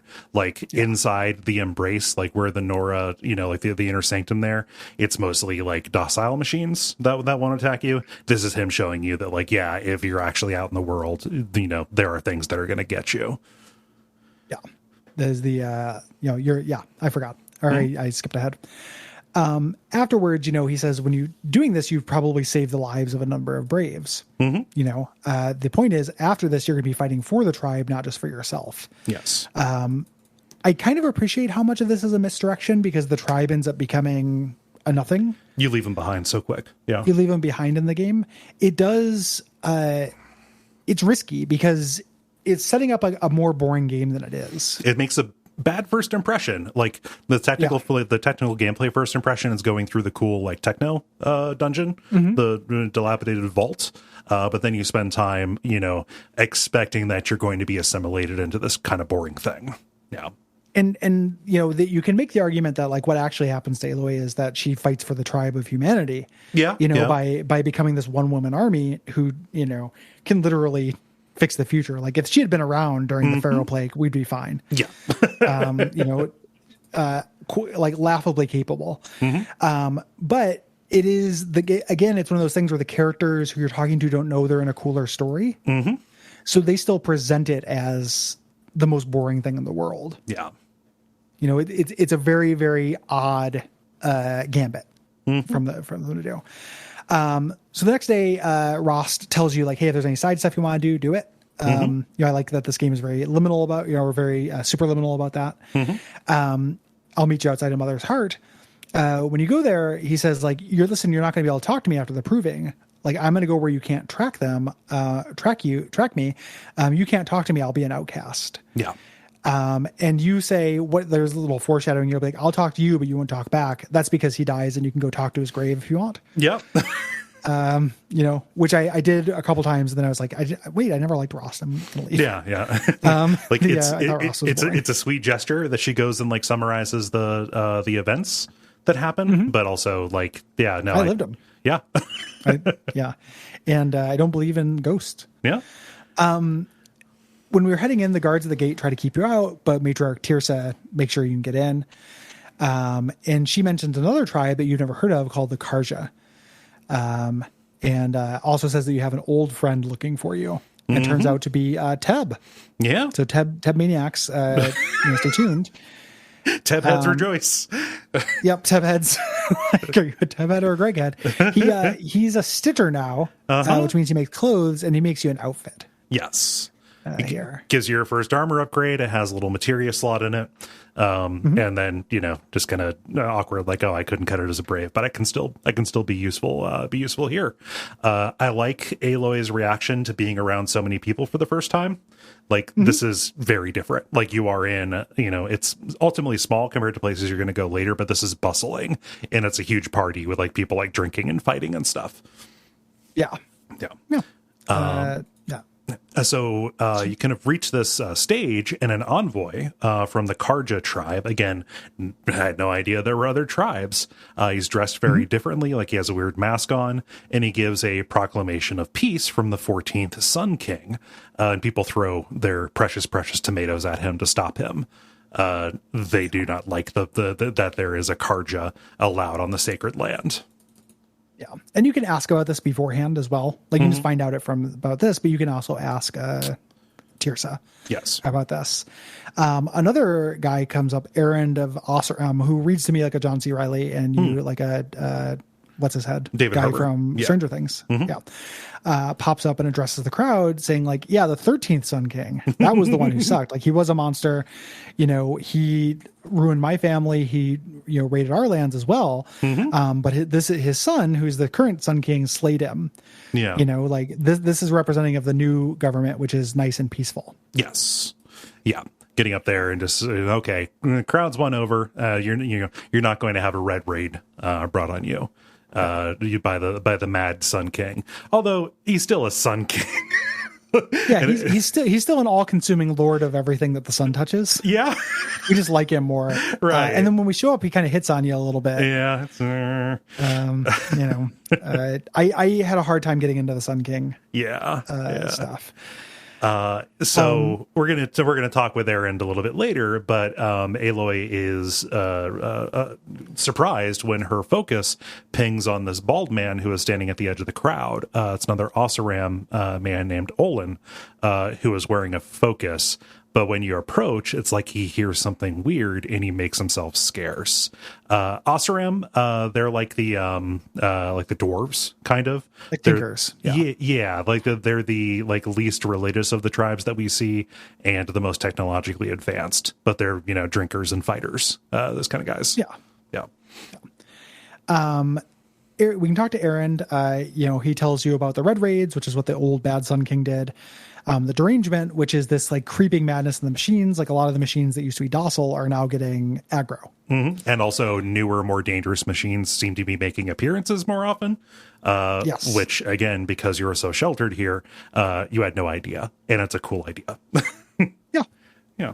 And he immediately says, you don't belong in this backwater burg. Come find me in Meridian, the big city. Mm-hmm. And he's kind of being, grody about it. Yeah. It's hard to tell when people are hitting on Aloy. Yeah. Versus just kind of interested in her because of main character appeal. Mm-hmm. At this point, I felt like everyone was hitting on her. Yeah. From Tebs to Erend's. I didn't like how many people were hitting on Aloy. That is not a power fantasy. Regardless of how it goes for me personally, you could say that Aloy is kind of a Mary Sue-esque kind of character. The fact that everybody is hitting on her is a point in that column that I don't care for. She ends up being far more interesting than that would imply. But early on, with everybody hitting on her, it's like, I don't know, this could go a lot of different directions. Yeah. I like her personality. I don't like the narrative. Everyone basically worshiping her. Yeah.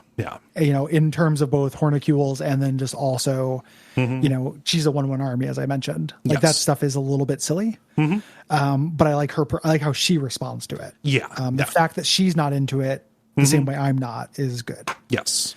Yeah. We go do the little blessing, which we have to do the night before, where we light a lantern that their mother's crafted and send them into the air. We talk to Tirsa, but she doesn't really tell us anything. And we try to talk to Olin, and he lies. He says, his focus malfunctioned. He's being real shady. Yes. We're going to find this out later. Yeah. And he ends by saying, at least try to enjoy tonight or something. Yeah. Big death stuff. We go to the bunkhouse. They make all the kids sleep in a bunk beforehand, where we got Bast, who is that kid who we tried to throw a rock at. Yep. He's being a shithead. And there's also a guard who's being a shithead, and we're like, oh, I thought you were guarding the latrine. Yeah. You look like you guard piss. Keeping the piss safe, piss guard? Yeah, you're making piss safe. Just a lot of you being rustling against people who call you an outcast. Yeah. And we talked to Vala, who is the daughter of the main warrior lady. It's real funny how much of Vala's family you meet. It's like...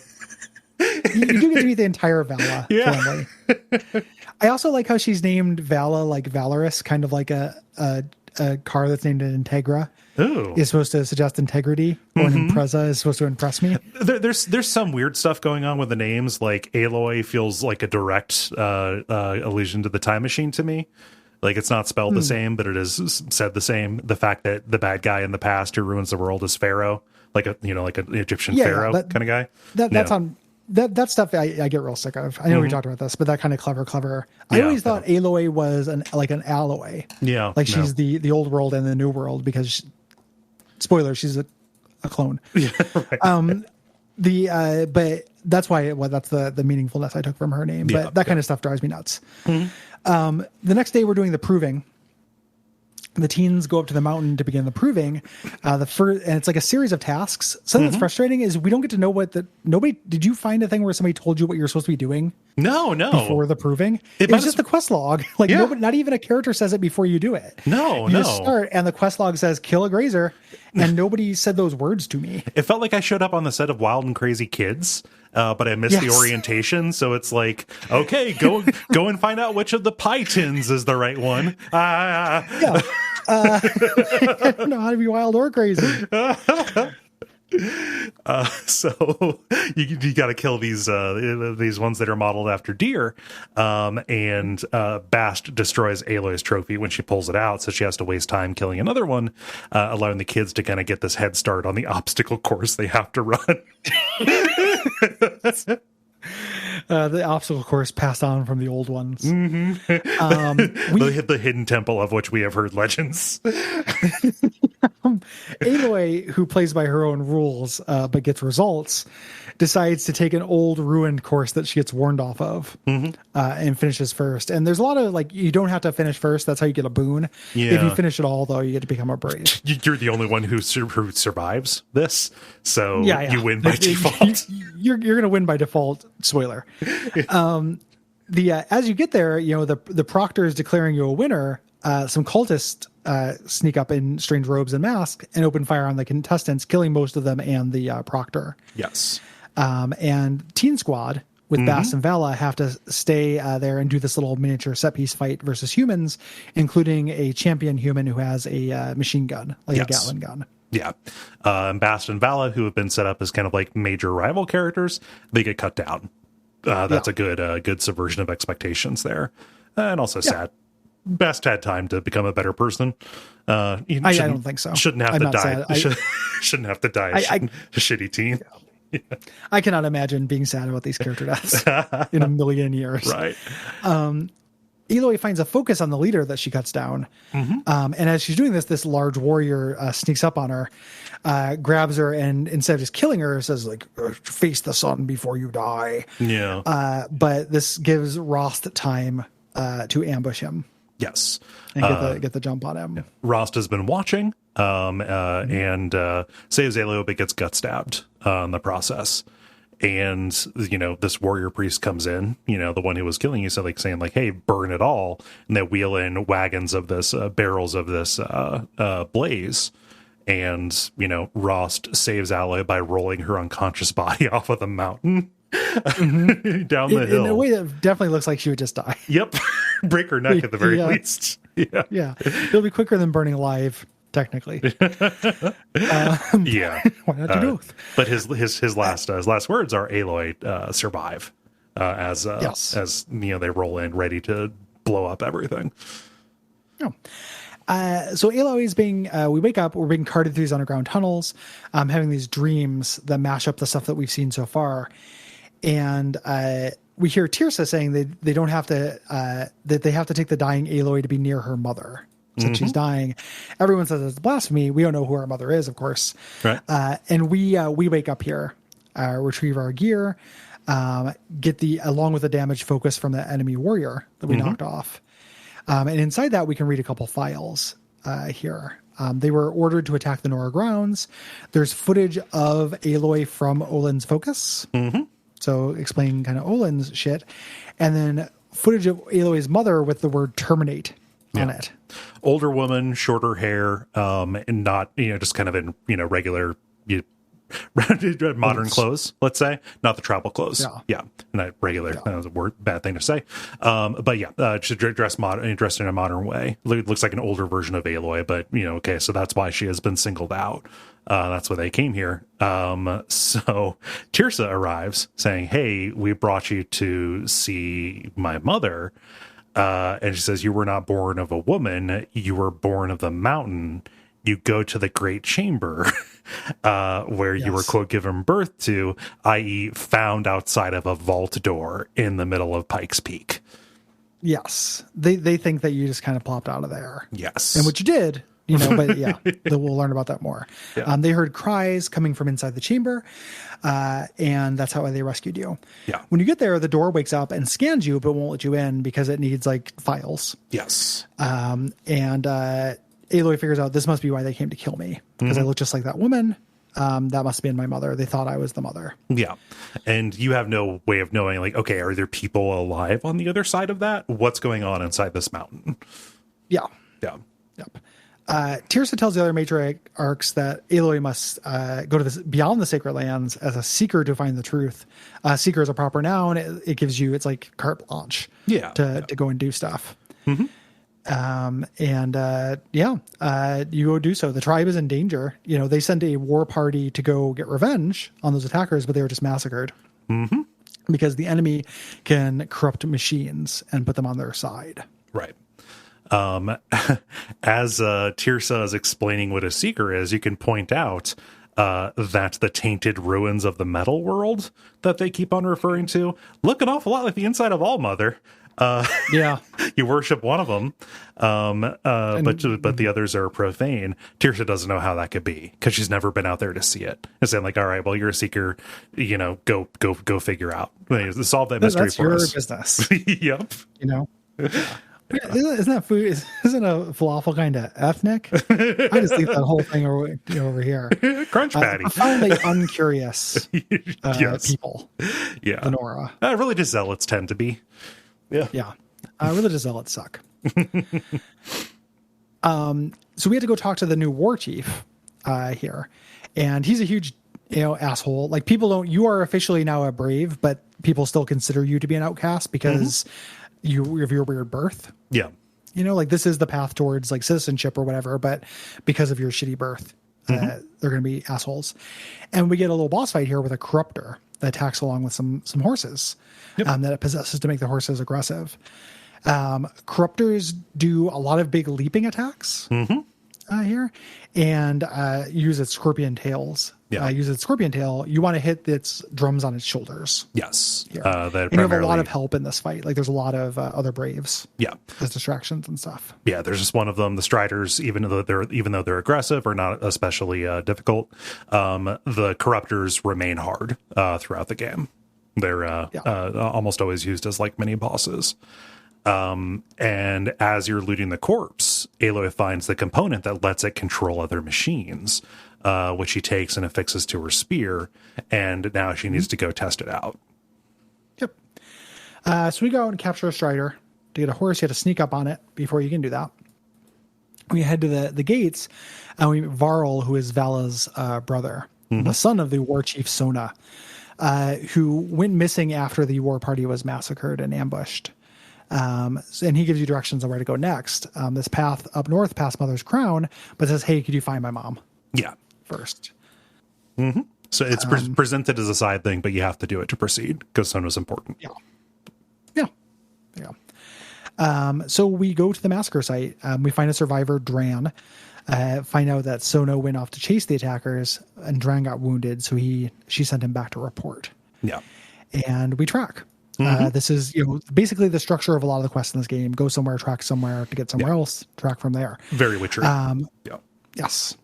You get to these ruins. This rise behind this ruins called Devil's Thirst. It's Denver. And Devil's Thirst, aka Denver. When we check out this camp, we see this blood trail that leads to a dead sawtooth. Yes. Devil's Thirst is Boulder, or not Boulder. It's Colorado Springs. Devil's Grief is Denver. Sorry. Some of them are Denver and some of them are not. Yes. This will lead you to this sawtooth. And Sona will save you from another sawtooth. We're not going to fight one of those just yet. Sona is incredibly severe. With the way that she speaks and never softens up. She's not cruel to you like everybody else is, but she mostly speaks in a teeth clenched bark. Yeah. She asks if you want revenge, and if so, you can follow her into the quarry, where you get to take out your first base full of cultists, corrupted watchers, and sawtooths. The idea is that there are barrels of blaze around, which is Aloy's innovation here. Like, hey, we can blow this up to cause a distraction or hurt people. I like clearing bases in video games. Pretty basically universally, even though I do have to be playing one of these big AAA nightmares to do it. It is one of my favorite activities you can do. In them. I had trouble with this just because I was not on the game's wavelength for this. Lots of retries here, especially because I felt like I died very quickly. Like, learning the right approach to make. It didn't wear out my patience, but it was a process. This was a little easier for me, but I think I just kind of assumed what the game was going to be. And this was before you were fighting big monsters and stuff, so that was a bigger learning curve to start, aiming for components and stuff. After you do this, you point out that Sona is losing blood, but she's like, "No, I will not stop," until the sun shows up and says, "Hey, you're losing blood. Yeah, And she's let like, us. yes, I guess I am. You as you search through this quarry here, we find this this little bit of somebody from the Eclipse, which is this cult, talking about how there's a blaze stockpile in their main base for safety, and we come with the idea like, hey, if I can sneak in there and blow that up, you guys can all come charging in through the wall. Yeah. So Aloy asks, like, hey, where is this ring of metal that they talk about? It's at this ruin called Devil's Grief. Sona will not go there because it is cursed ground, but Varl will talk her into it, saying, hey, like, we really need to deal with this. Let's let's go. The cursed ground that she is talking about, like, this is the corruption. These are nanomachines that, like, break people down. It's like, there's actually a reason not to go to these places. Yeah. Even though they're fine when they go. Right. You know, so it's like there's a reason, but also it's this weird segregation thing a little bit. Yeah. When we ride to the north of Devil's Grief, there are these kind of skyscrapers that are like around or teetering and leaning to each other that look cool here. And we're introduced to our first collectible here, where we find ancient vessels, which is a guy will send you to collect these kind of vessels, and they're novelty coffee mugs. Which is cute. Yes. I'm not going to collect all the anythings. Nope. You know? And there's a guy who's like, give me all the coffee cups in the world. And it's kind of funny that they think that they're ritual vessels. For shaving rituals. Yeah. Yeah. I think that's kind of funny. Not enough to make me scour a map for a thing. No. And it's cute. Like, you'll find something called like an ancient wrist or an ancient bracelet, which is a wristwatch, ancient chimes, which is just keys. That have been found around. I'm a sucker for that. So I like it. It's just not. I'm not going to collect it. It's literal vendor trash. Like the mugs are part of a quest that is just to collect things, and then the bracelets and the chimes are just you can only sell them for money. The side of my mouth raised slightly when I saw that they had a clunky name for an object that I use every day. Yeah, and then I sold it. I also like that. Yeah, you know, in concept. Yeah. Before we actually go to the main thing, we're worried that they'll get reinforcements, so we have to take out these camps around them. Yeah. And this is introducing us to the alarm system in the camps. If we destroy the alarm, things will be easier. They won't be able to signal for help. Right. So you want to sneak in, take this out, and then deal with a much smaller force there. It's good. And then you get to the Ring of Metal, which is the rusted remains of a football stadium. Think it's the Broncos who play in Denver? That sounds right. That sounds right. Denver Broncos. Oh yeah. I think it's pretty cool. You own the Denver Broncos. Yeah. Oh, you would never understand. Yeah. Right. Yeah. And you got to make your sneak. You got to do your sneaks along with Varl, who will say like, "Oh, you take the one on the left. I'll take the one on the right." And then you get out to kind of the main base. With the shelter on the far side, where the where the blaze is kept, and you have corruptors out in the open doing patrols. It's tough. It's tough to do this entirely stealthily. I alerted everybody pretty early on, and then made a dash toward the blaze so I could just blow it up and cause reinforcements to come in, and then I cleaned everybody up. Yeah, it's pretty fun. Yeah. Like this is a good little battle. Now we've achieved vengeance. Yeah. So we can go up to Mother's Crown in the mountains and talk to the leader, Maria, to get out. The way to get out is blocked by this Karja fort that is closed off because there are corrupted machines. So we have to go clear 2 corrupted areas. This and the base thing, it's training you how to do the tasks in the game, corrupted areas and bases, as part of the main quest, and then they let you off the hook. Yes. It's up to you whether you want to do them. So we go to those. There are multiple ones you can do. You just have to do 2 of them. Yeah. And then when you get to the fort, there's a corruptor shows up here as well, quickly elevating from being like something of a boss fight to just being something that shows up. Yes. Yeah. So you're able to take this out, plus some smaller machines, impressing the Karja guards, saying, all right, well, cool. We can open up, and the world is now open to you. No real actual gates, just meat gates as you go. Yes. And also, it's really neat to get away from the Nora area, which is very primitive. You know, it's mostly hides and wooden structures and things like that. Immediately when you're in Karja lands, like there's mason work, there are roads, you know, towers made of stone and things like that. And their armor is kind of like a mashup of like medieval and Roman and Chinese. And they say, what's up? There's like Aztec stuff going on with these guys as well. Yeah. In terms of like their headdress design and stuff. They're real. Everybody's a mashup. And that's nobody is a straight up XP of a culture. Yeah. You know, that was one of the answers of the criticism when people are like, oh, the Nora are, you know, indigenous Americans. But there's also like a lot of Viking in there in terms of their manner of dress and Celtic stuff. or Picts. Yeah. Yeah. Celtic stuff. I'm not saying that as a defense against it. It's just all of these are, I think that was maybe the idea is to avoid direct comparisons by doing mashups. It doesn't put it above criticism, but it does complicate it. Yeah. Yeah. Yeah. And they urge caution because they say the road to Meridian is long and dangerous. And they're right. It's very long. You're going to be going through several like small little towns with folks who do not sell you interesting things. Yep. So you head off west. You know, we're continuing the main story. There's some side quests and stuff you can do here, but again, we're skipping. And we're introduced on our way to a couple new machine types, tramplers, which are like bison. You know, relatively tough, but still a small sized machine.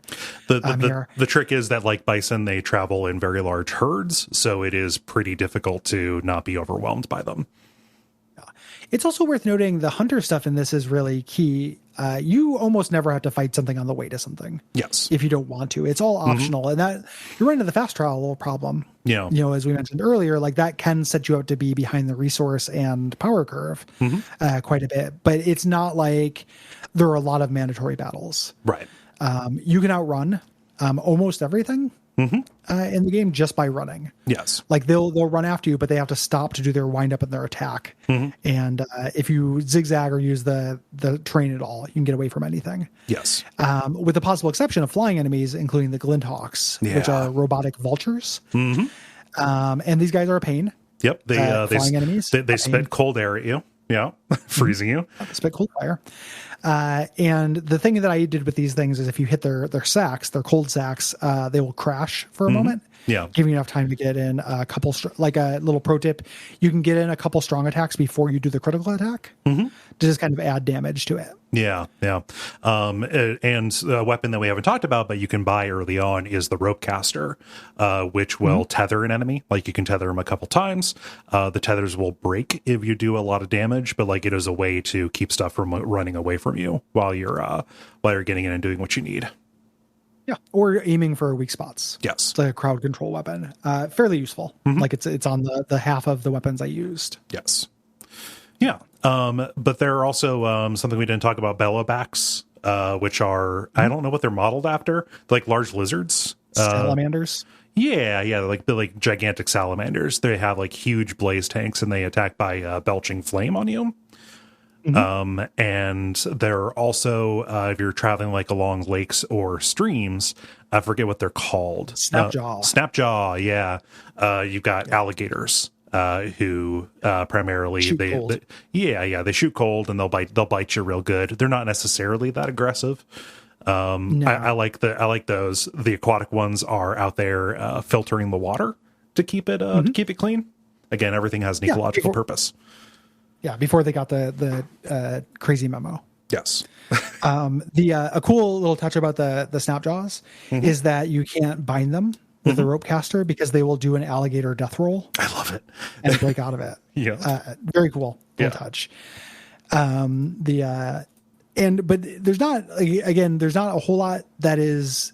There are a lot of different monsters in this, and they have very different flavors. It's kind of weird that the key to fighting them doesn't always feel as different as maybe I want it to. Same. Because it's always, start in stealth, attack from a weak point, set up some traps, attack a weak spot to disable whichever attack I want to attack, or get rid of, expose the weak spot I want to expose. Yeah. And then kind of circle and have this like slow motion arrow thing that's like very satisfying.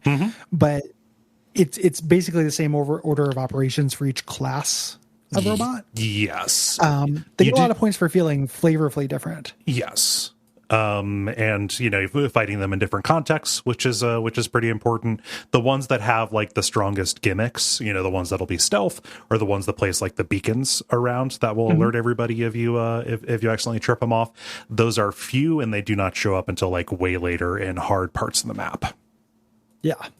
And the stealth ones, I think, are the only monster in this I think is actually kind of shittily designed. Yeah, I do not like the stalkers. Yeah. I do not think they're fun to fight. I am overawed at the Thunderjaw, though.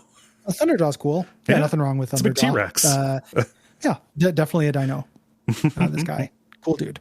Yeah. We get to the 200-meter long road to vestibule to Meridian. The guard, says that you won't get in without a search, because the Vanguard was attacked. Yes. And the leader of the Vanguard, who is Aaron's sister, was killed. You say, hey, go grab Aaron. He'll let me in. He comes out. He's super drunk, but he lets you in. He tells you, like, yeah, let her pass. Yeah. She's cool. Yeah. He's the leader of the Vanguard now, because apparently just nepotism. Yeah, just passes to the brother. Yep. Like custody of kids. But yeah, he is drunk. He is often drunk.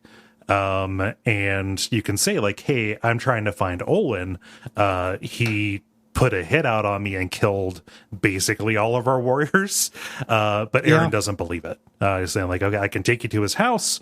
He's not here. He's out scavenging because that's what he does. He's our scout.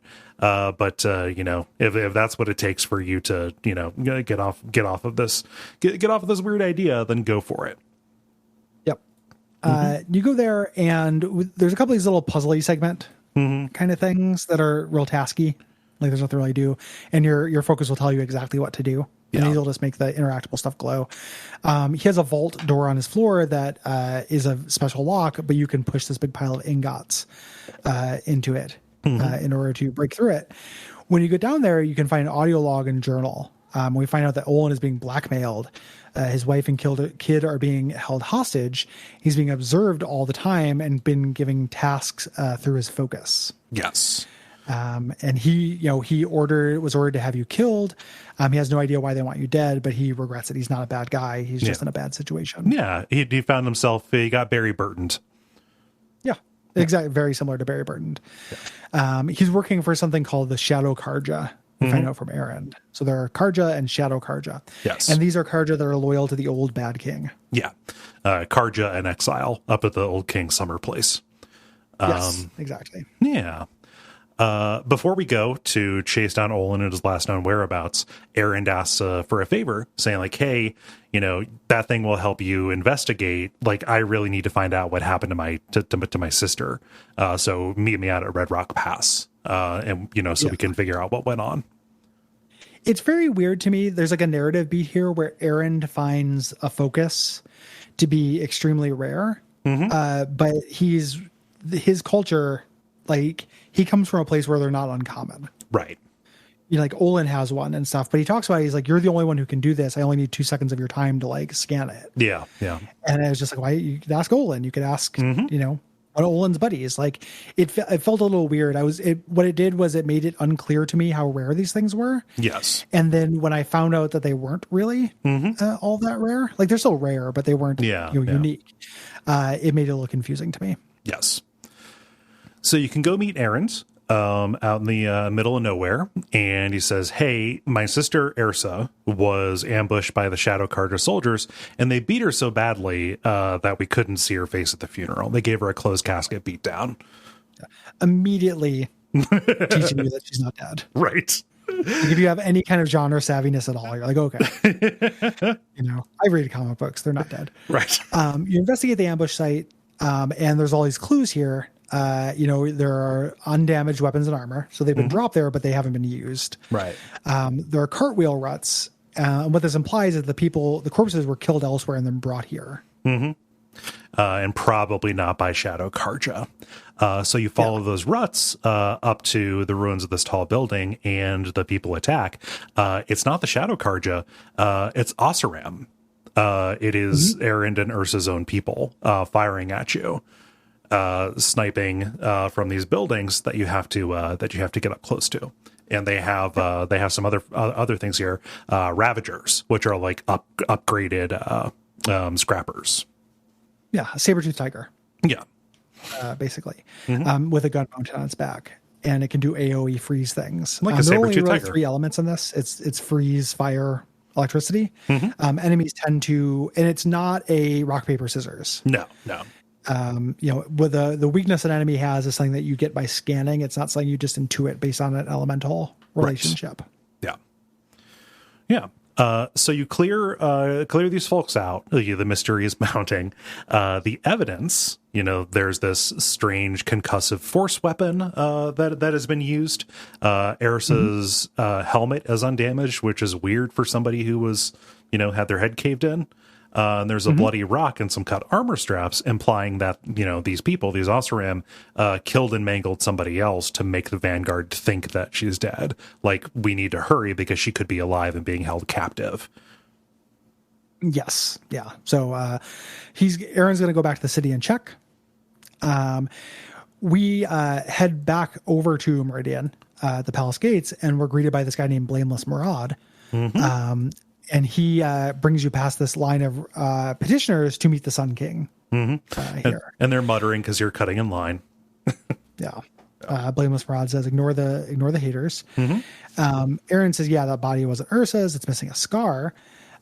This might be the work of the notorious Oseram warlord named Derval. So we're fully Derval pilled. We have to go fight Derval for a little bit. Yeah.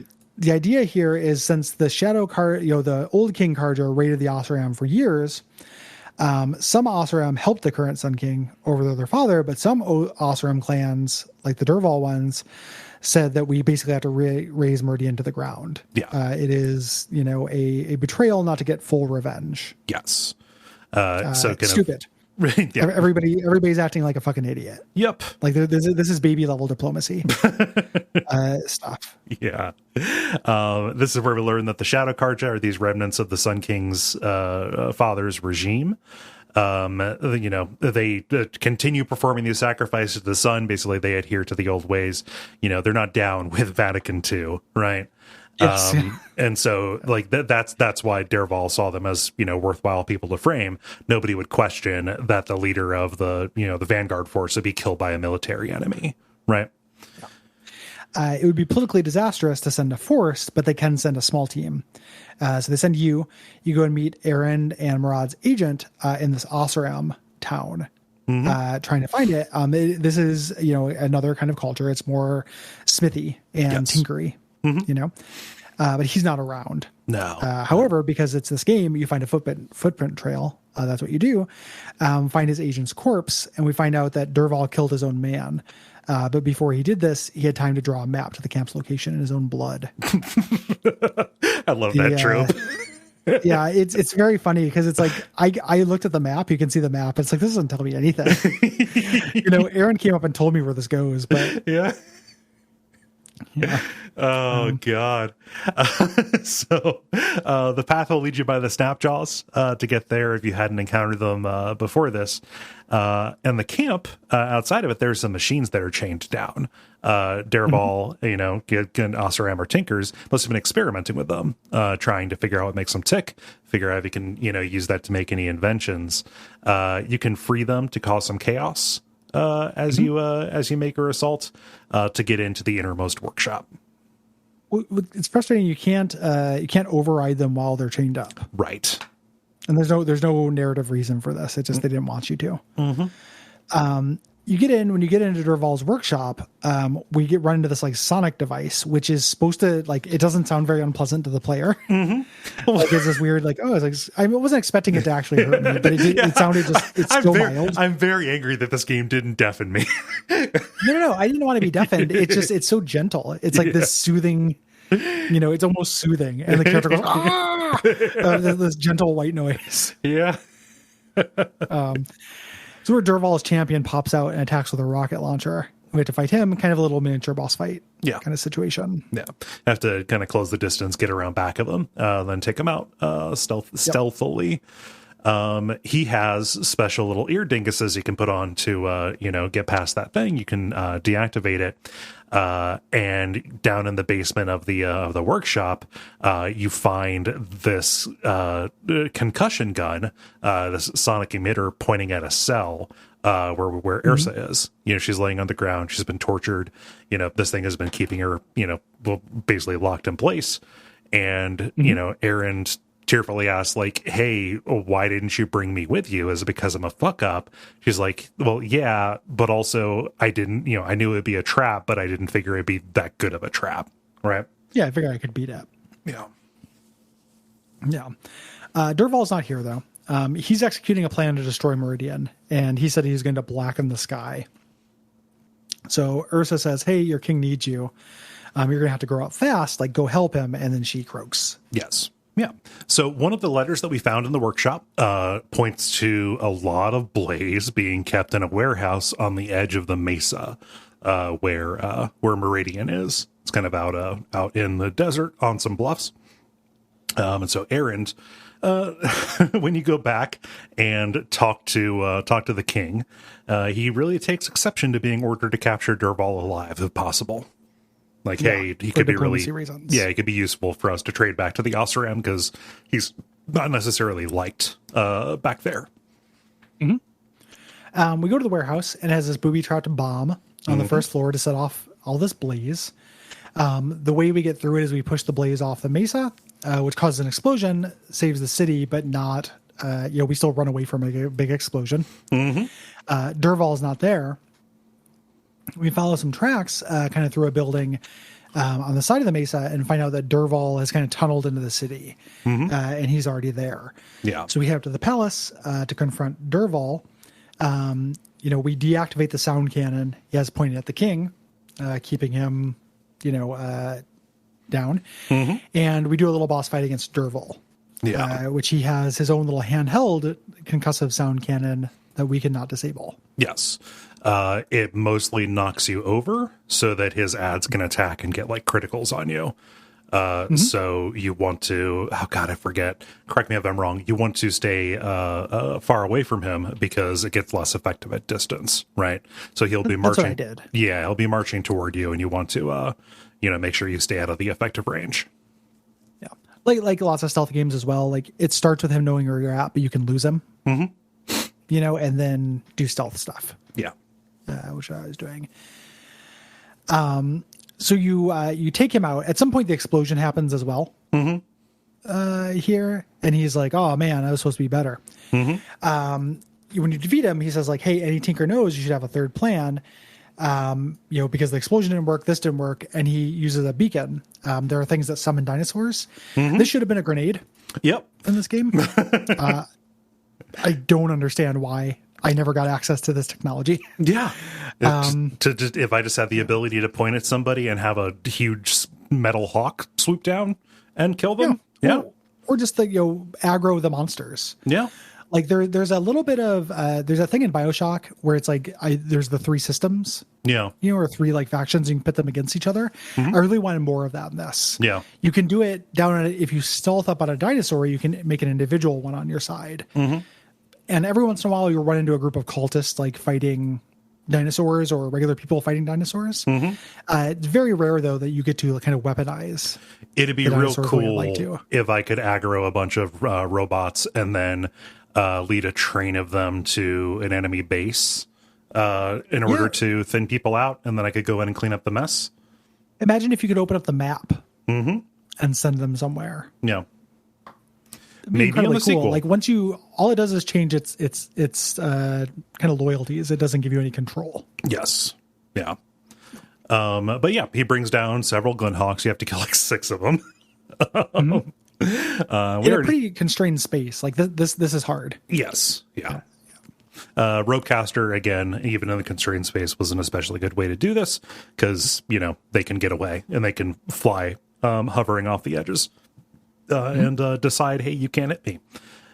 So after we deal with them, we find Aaron about to kill Dervahl. And then the Sun King shows up and he relents, saying, hey, I know you're not afraid of dying. The thing you're most afraid of is being sent back to Osram, where the other clans will bid for the pleasure of killing you the most painful way possible. Yeah, torture. Yeah. Yeah. You idiot. You're not afraid of dying. You're afraid of torture, you moron. And then we all have a good laugh about this guy being tortured to death. Yeah. You talk to him, he says his goodbyes. He's making sure that Ursa gets a proper funeral. in Oseram, as we should have liked. We talked to the Sun King. He hits on you in the way that happens.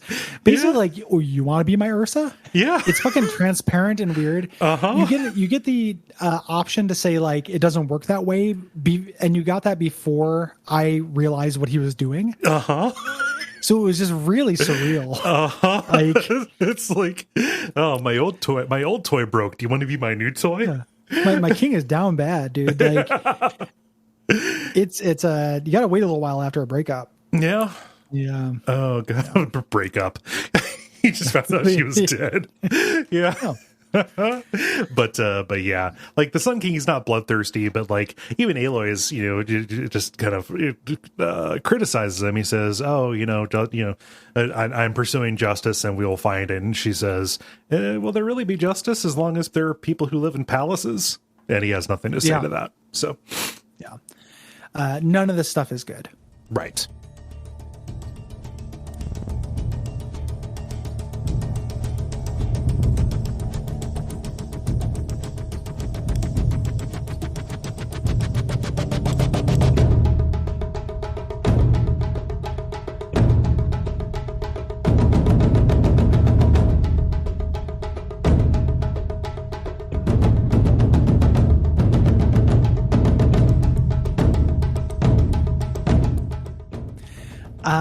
So we're off to find Olin. We hop on his trail. There's that excavation site where we go to this excavation site where cultists are dragging up these demons from below the ground. These are corruptors, old Pharaoh plague machines. We'll learn about more later. Yeah. One of the corruptors senses you, and this little burst of static hits all the focuses in the area. Mm-hmm. And this is where we get introduced to Lance Reddick. Yeah. Who has been watching you for a long time, and he only intervenes now because he's the one who can save you, saying, "Hey, everyone else's focus is destroyed, but yours. So you need to take care of them." And he will not identify himself when Aloy asks. So this is somebody who is watching her and can also deactivate other people's focuses. Yeah. So you take everybody out in the base. And confront Olin. He says that the cultists are part of the Eclipse, which is a sect of the Shadow Karja, who worship a devil called Hades. Mm-hmm. He has heard Hades speak once, and it was a really chilling experience. Mm-hmm. And when the Focus saw Aloy, Hades said, "System threat detected." Yes. So, like, I heard it, and he says, "Oh, it was this empty, metallic voice." I'm like, okay, all right, okay, I can kind of see a little bit of what's happening here. Yeah. And he says, the Eclipse and the Shadow Karja are led by this man named Helis. This is the one who almost killed us, who Rost saved us from. He was the champion of the former Sun King. And he's now trying to rebuild the empire up in the north. And they're doing this at Hades' behest. They're digging up these corruptors and these bigger, far more dangerous demons that they call Deathbringers. Yeah. Olin got recruited because he was a good scrounger and a good scout. Mm-hmm. You can ask him about the woman in the hologram. And he said he only saw the woman's image once at a place called Maker's End. Right. We can kill or spare him. I spare him, so he can atone for himself, and then he begs me to go save his family, and I forgot. So I did. It wasn't a side quest I literally opted out of. I was just like, oh, I should go do that, and then I just totally forgot. So it was kind of a real good way to punish him. Yeah, just like all right, I'll do what I can. But also you told me where my mom is, so all of this stuff seems pretty quaint now. Get up the old dusty trail. There's a lot of families out there that need a lot of help from there's only one me. Yeah, so if you just can kind of go, you can get started on the atoning thing. Getting the you can go save him yourself, buddy. Hey, be the change. So I also did that. I forgot that Olin's family needed saving. Pull yourself up by your own boot disc. That's good. That's good. Maker's End is up in the mountains far to the north of Meridian. To get there, you pass through, several bandit and cultist encampments. Things are getting more hostile the further out you go. And as you're going, the voice who is talking to you, gives you a pretty, what ends up being a pretty important piece of information, identifying the woman from the hologram as somebody named Elizabeth Sobek. Yes, and it's a name, but it is not an answer that actually means anything to Aloy. Okay, so that's my mother's name, but who is she? What is she? Is he here? Is she here? Where is she? Yeah. Maker's End is this big mountainous crater. There's an Eclipse officer here who commands the first Deathbringer that we encountered, and this is a big mecha, a big war machine thing. That we had to fight again, something that ends up being a boss, and then we end up fighting more of them later. Yeah, but a big deal. Covered in mounted cannons. It will also fire like laser beams and like missiles and stuff. It's gigantic. This one happens to be immobile. It has not been fully recovered. The thing that you need to do is that I found that gave it the best damage was I would do damage to it and wait for it to overheat, and then its cooling rods and stabilizers would eject, which you could then attack for a lot of damage. Well, you can if you use fire elemental things on it, you can make it overheat quicker. So yeah, setting it on fire is the move for this thing. After you take this out, you check the officer's focus, and Hades sees you through it. So it's unacceptable that the enemy lives. You reach the door to this vault, which is like the one inside the mountain back home that we've been to, but this one opens up, and it greets you as Dr. Sobek, this person you look for. Yeah. When you get in, it says you are 355,000 days late for your meeting with somebody named Dr. Pharaoh. That's a long time. Yeah, nearly a millennium. Hundreds and hundreds of years. Okay. Quite a bit. Yeah, so being called by the name of this lady, and also, that's a long time. And this is a vault that is attached to a skyscraper that once was the headquarters of a company called Faro Automated Solutions, FAS. They make consumer electronics. They're the people who manufacture the Focus.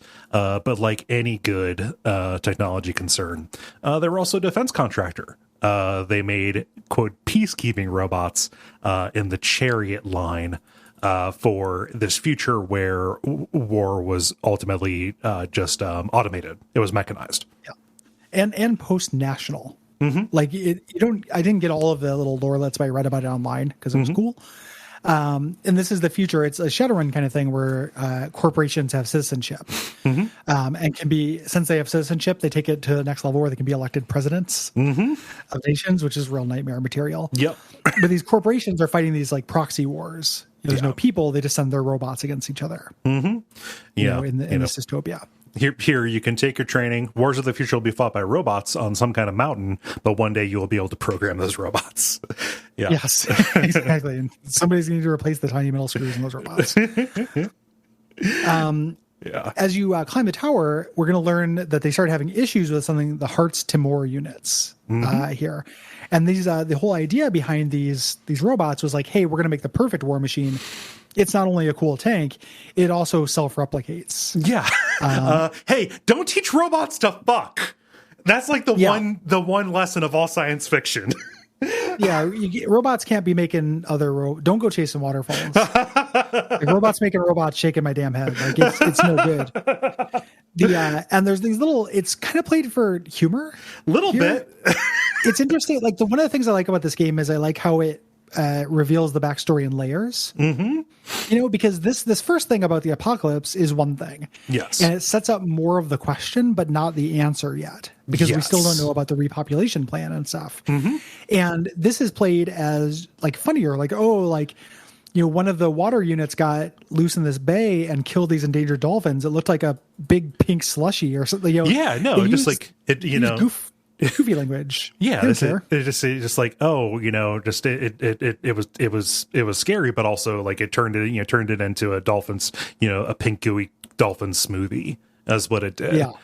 Just kind of taking, just the snark and the way that people would communicate over email, especially as they're trying to like clean up what at this point is a PR problem more than anything. Yes. But it's like, no, it's actually pretty horrifying that these things not only self-replicate, but they specifically hunt down living things to macerate it into biofuel. Like, real dipshit move. They're eating people. They're eating things. Yeah, you made a predator for humans. Yes, you morons. Buffoons. We reached the penthouse office here, and the servers here have a few remaining logs of the conversations between Sobek and Pharaoh, and we learn a little bit. They had a relationship of some kind. Pharaoh called Sobek back in to help solve this problem with this line that they're like becoming, uncontrollable. Yeah. And unfortunately, it's too late. Yeah. They confirm that they broke the chain of command. They're replicating on their own. They're devouring enough biomass where we can't stop them. Yeah. And in 15 months, they will cause total extinction. Yeah. We don't know how total just yet, but okay, we're fucked because this is not a problem that we can solve. So there's a time break, and then Sobek comes back and proposes her solution to avoid extinction or to get around this problem. Something called Project Zero Dawn, which Pharaoh is appalled by. This hits different. I know comparing stuff to the pandemic is played out, but the idea that by the time this problem was noticed, the exponential curve was already going too much, it broke containment. But also Pharaoh saying, when I asked you to find a cure, I didn't expect it to be worse than the disease as well. This gave me, bad feelings. This gave me bad feelings hearing about this. But what Sobek proposed, it did not satisfy him because it was ghastly. Yeah, it's drastic. Yeah. This did not do a whole lot for me until I found out what the solution was. Yeah. This still felt very in the realm of pretty comfortable sci-fi. Yeah, so we don't know what's happening right now. It's just the language, solve the problem. Don't solve it that much. Don't actually take the solution. Just for me, it triggered some stuff about the past 15 months on Earth here. Yeah, no. When we learn more details, for sure, it's ghastly. Yeah, yeah. The additional detail is what makes this a fairly unique feeling sci-fi story to me, rather than just a pretty straight putt of a sci-fi story in a game where it's been exclusively straight putts about adulthood rituals and finding spears and stuff. Yes, and Mad Kings. This was still cool, but it wasn't recommendable to me yet. It still felt kind of generic at this point. It's a trope I'm more interested in, but still a very well-known trope. Yes. So she blackmails Pharaoh, saying, all right, you're going to fund this. You're going to provide all the resources for Project Zero Dawn. And unless you do, I'm going to blow a whistle for the Joint Chiefs of Staff at U.S. Robot Command. I'm actually headed there later today to let them know who exactly is responsible for the glitch.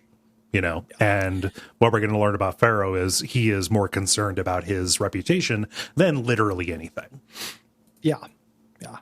It really does feel like the kind of thing where he could have just said no at this point, given what's going to happen. To him, it is a pretty damned if you do, damned if you don't kind of choice. Yeah. The Lance Reddick calls you and, kind of chastises you hey, you think that Sobek's going to be your mother. That's impossible. You just learned how in the past this is, don't be an idiot. Yeah. And he introduces himself. His name is Silence. And he's been studying the old ones his whole life. He is a scholar of this era. Yes. He's been going around and, obviously he understands foci. And he does not want Aloy to focus on the personal side of this. You have to understand that you just learned more about this, in 20 seconds than I did in 20 years. Right. Yeah. And more, you just recently you were pushing a pile of, lighter fluid into the ocean to save the Sun King from the revenge of the technocrats and stuff. This is real shit. Yeah. And he is kind of Silence is a cool character. There's stuff about the end, which we'll talk about.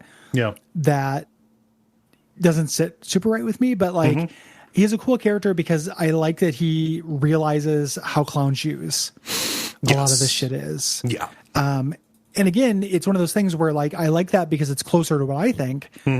It doesn't mean that we don't spend a lot of time with the clown shoes stuff, and the characters are slow on the uptake to reject it. Many characters never do. You know, in the thing, and that is mildly disappointing. So when I hear Silence talk, I like it because he cares about the same shit I do. Yeah. You know? Yeah. He is somebody we're going to find out who has disdain for what humanity has become, but understands enough about them to manipulate the tribes to his interest. The way he's manipulating Aloy to get into all these places that he couldn't get into.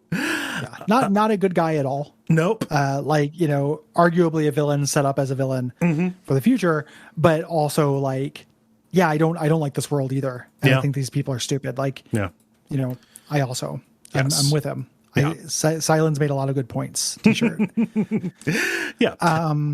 So he says the next place to go is Robot Command, which is a place that the Oseram call the Grave Horde. It's beneath the corpse of a metal devil, which we found out through the kind of sales stuff is a Horus unit. Yes. These are the things that manufactured more war machines. Yeah. Like a Master Mold Sentinel. Yeah. So we head there. Again, it's a long distance. We're meant to be going and leveling up and getting resources, but we're going to skip right to it. And at the entrance of the vault here, we get some. I mean, more of a glimpse of what happened in the last days of humanity. There are these bodies of many dead soldiers who were obviously killed trying to defend this place.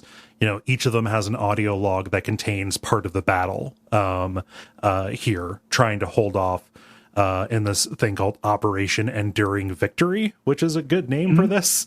Trying to buy time for the Zero Dawn project to be executed. Right now in real life, we have two different kinds of operations. Like we'll name things like really optimistic things like Enduring Victory or like Tank Fist and stuff. Yeah. And then we'll have like Operation Paperclip when we want to make it, secret. But I think that if we really wanted to fool the enemy, we'd start doing like Operation Big Wet Fuck Up and stuff. Like really, psych them out. Operation Dick Trip. Operation Rake Fall. Yeah. Let the rake fall. Operation Loose Tooth. Things like that, like just things that make it seem like we're going to do bad, and then when the enemy sees that and we do good, bam, just strategy. Trick them into thinking that we're dipshits. They'll never figure it out. This is one of the things in this about the pacing of how they do the info dump sections is for some reason the cultists are always at the exact same place you are. Yeah. So you read this interesting lore and then just clear a pretty bland room. Yes. Basically ping-ponging between those two modes over and over and over. And you're inside, so you're never going to fight dinos. Like, you only fight dinos inside in the cauldrons. Yeah. It ends up being kind of frustrating because I'll be on a narrative thread where I'm like, I want to know more. And it's a lot of times people talk about how, like, narrative games, like, you're just playing the game to get to the next little cutscene. Thing. This is usually that's not me at all. And this game, because I was pretty bored with fighting the soldiers and was into the narrative, that's what happened here. Yeah. And also like in these times where like they, they repel or they breach these doors or whatever, like that is not the kind of combat that is like good in this. It's not the figuring out an approach to clear stuff. Like it literally kind of just becomes like a corridor shooter or cover based kind of thing. It's not my jam. A stealth game. Yeah, it's not what I'm here for, Yeah. It's a little frustrating and it interrupts the flow quite a bit. Yeah. Further on, we read some kind of bunks and we're learning about the fronts of the war. This is great. This is also, I think, where did you find or make note of the propaganda? Not specifically. Like I probably read it, but I didn't. Yeah. What? It's one of my favorite things. I think it's here where you listen to a letter that's from a soldier to back home. And he's like, this really sucks. This is really hard. I'm really demoralized. Morals are bad and stuff. And whenever you write to me, it doesn't sound like you. Are you okay? And then you see the wife's letter, and it's the same thing. And then you can hear the edited versions. Oh shit! Really? They edited them to be like, and it's really clever. Like, whenever I see you flying over me, I have hope. When like the actual sentence is like, every time I see you flying over me, I get a little bit more, I have a little bit more hopelessness or something like that. Oh, geez. It's super cool. Like and it's so tragic because they both are thinking they're communicating and they're both getting this sense of alienation from the other. Oh God. Because of this interlocutor. Yeah. Like, it's really cool. It's like one of my favorite little narrative touches in the game. Mm-hmm. No, that's really good. A thing that I saw that I liked about this is, it like they put out this call for this Operation Enduring Victory. We've learned that like all of the war has been mechanized. So they're like, they don't have anybody who has trained for this. Like all of the old hands, basically when they were discharged, it was like, okay, what are we going to do with you based on what we think your risk of suicide will be?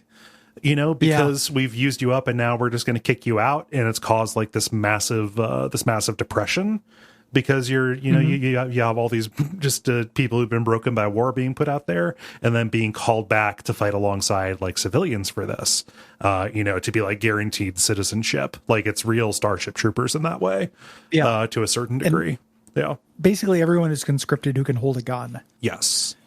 For this thing. Yeah. But really cool. But we're getting like these, these scenes like, out on the Pacific, the Pacific Wall, they've lit the garbage patch on fire to thin the swarm as it's coming in. So like they emerge from the ocean covered in burning sludge and like, over on the East Coast, just 3D printing barracks right up until the end, because again, literally everybody who could fight is fighting. And also like Enduring Victory. And also it's always raining on the East Coast because Europe is on fire. Very cool. Like all of this stuff. I love learning about this from archaeology. It also sounds cooler than anything I'm dealing with now, which I know I keep saying, but again, like bright lights. I want that. It sounds rad as hell. Like there's your imagination. And it's been we played this game for a long time to get to this shit. Mm-hmm. That isn't like, I need to go find my mother's spear. Yeah. Not that you couldn't do like a really sweet story about a family spear, but like they just didn't. Yeah. Like it ends up feeling like a distraction from this stuff, especially as we learn more of it. Well, and it's an issue of the lore being good and the writing being bad. Like to do a good short story about a family spear, you have to have better characters than this game has. Mm-hmm. The NPCs are not interesting. Like some of them are sketched. Like the guy who wants you to go fight raiders is played as like a sociopath who likes killing raiders. Mm-hmm. It's a sketch, but I'm not going to get emotionally invested in that guy. Right. What am I fucking, am I an idiot? Like, no, like there's nothing there to grab onto. Yeah. So it's this weird thing where they should have leaned into these conceptual things that are really, really cool rather than writing a lot of stories that you need to do strong character work, to actually make work. Yeah. They had one really, really developed muscle and then did a bunch of stuff that didn't necessarily utilize it. Yeah. They're like a charger from Left 4 Dead 2. Yeah. That's like that one big arm and then the other arm just flopping uselessly. Yeah. Except you have to do all his nails. As you further go in, you get this hollow projector that reveals a map of the globe. And Silence was like, you probably believe the world was flat. And you're like, no, there's eclipses and stuff. And he doesn't apologize. Nope. Because you are the most brilliant person in the world. Mm-hmm. The only smart person in the world, other than Silence. You get into the central chamber here where the cultists are trying to revive this metal devil. And it gives birth to a Deathbringer. That it just falls out of the bottom of it. It literally falls out of it like a foal. And you have to fight it, and this one can move. Mm-hmm. So very difficult. Yeah, so it can track you around. You're in a big arena, has a lot of resources around it, a lot of cover that it can destroy. I'm happy that it destroys cover because it makes the fight far more mobile than it otherwise would be. Or it would be very easy because it's too big to sneak into any high holes. Mm-hmm. Yeah. So you get to another boardroom here, and the projection that you find is the Joint Chiefs of Staff reluctantly agreeing, like, okay, we'll do this operation to buy time for Zero Dawn. We're going to give everybody who can hold a railgun. and until we get there. Apparently, based on what they're saying, Zero Dawn is some kind of super weapons program that requires an orbital launch. This is a good misdirect because it's also a misdirect in universe. Yeah. I think I really, again, this was cool, but felt like more generic sci-fi until you get to the second twist. Yeah. And you can make different arguments about how much the blandness and buildup and, the dose makes the poison for that. Like, oh, that would have worked if you didn't have all of this boring shit. Yeah. I think it would have worked with less boring shit, personally, but that's going to be a taste thing. Yeah. Like, ultimately, it's cool. Yeah, yeah. For me personally, the setting up the misdirect and then revealing how bleak things actually were, the fact that it just got bleaker and bleaker and bleaker, yeah, it kind of needed to be a long fall to hit the depth that it does. I think that I agree with you. I just wanted to do different things during the fall. Yeah, yeah. Like if it's just a question of every new component of this I learn makes stuff back out in the real world seem. Yes. We're doing these, we've deinterlaced these quests, but you're getting so the stuff with the Sun King and the black powder plot thing is interwoven with this. They're both essential quests, but they're not contingent on each other. Yeah.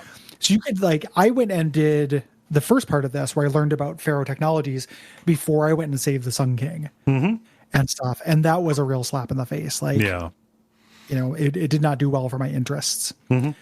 When we get here, we learn basically what they're going to be doing, and we need to make a way to the top of the base. When we do this, Silent calls us. He said, "Hey, I've located this Utah base that they're talking about.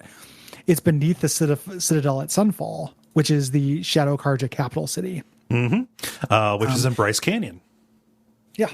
Yep. And we can't just go there and assault them because they'll all have focuses and Hades will issue a kill order. It'll be impossible. So you need to bring their network down. And I know a place you can do that. Yes.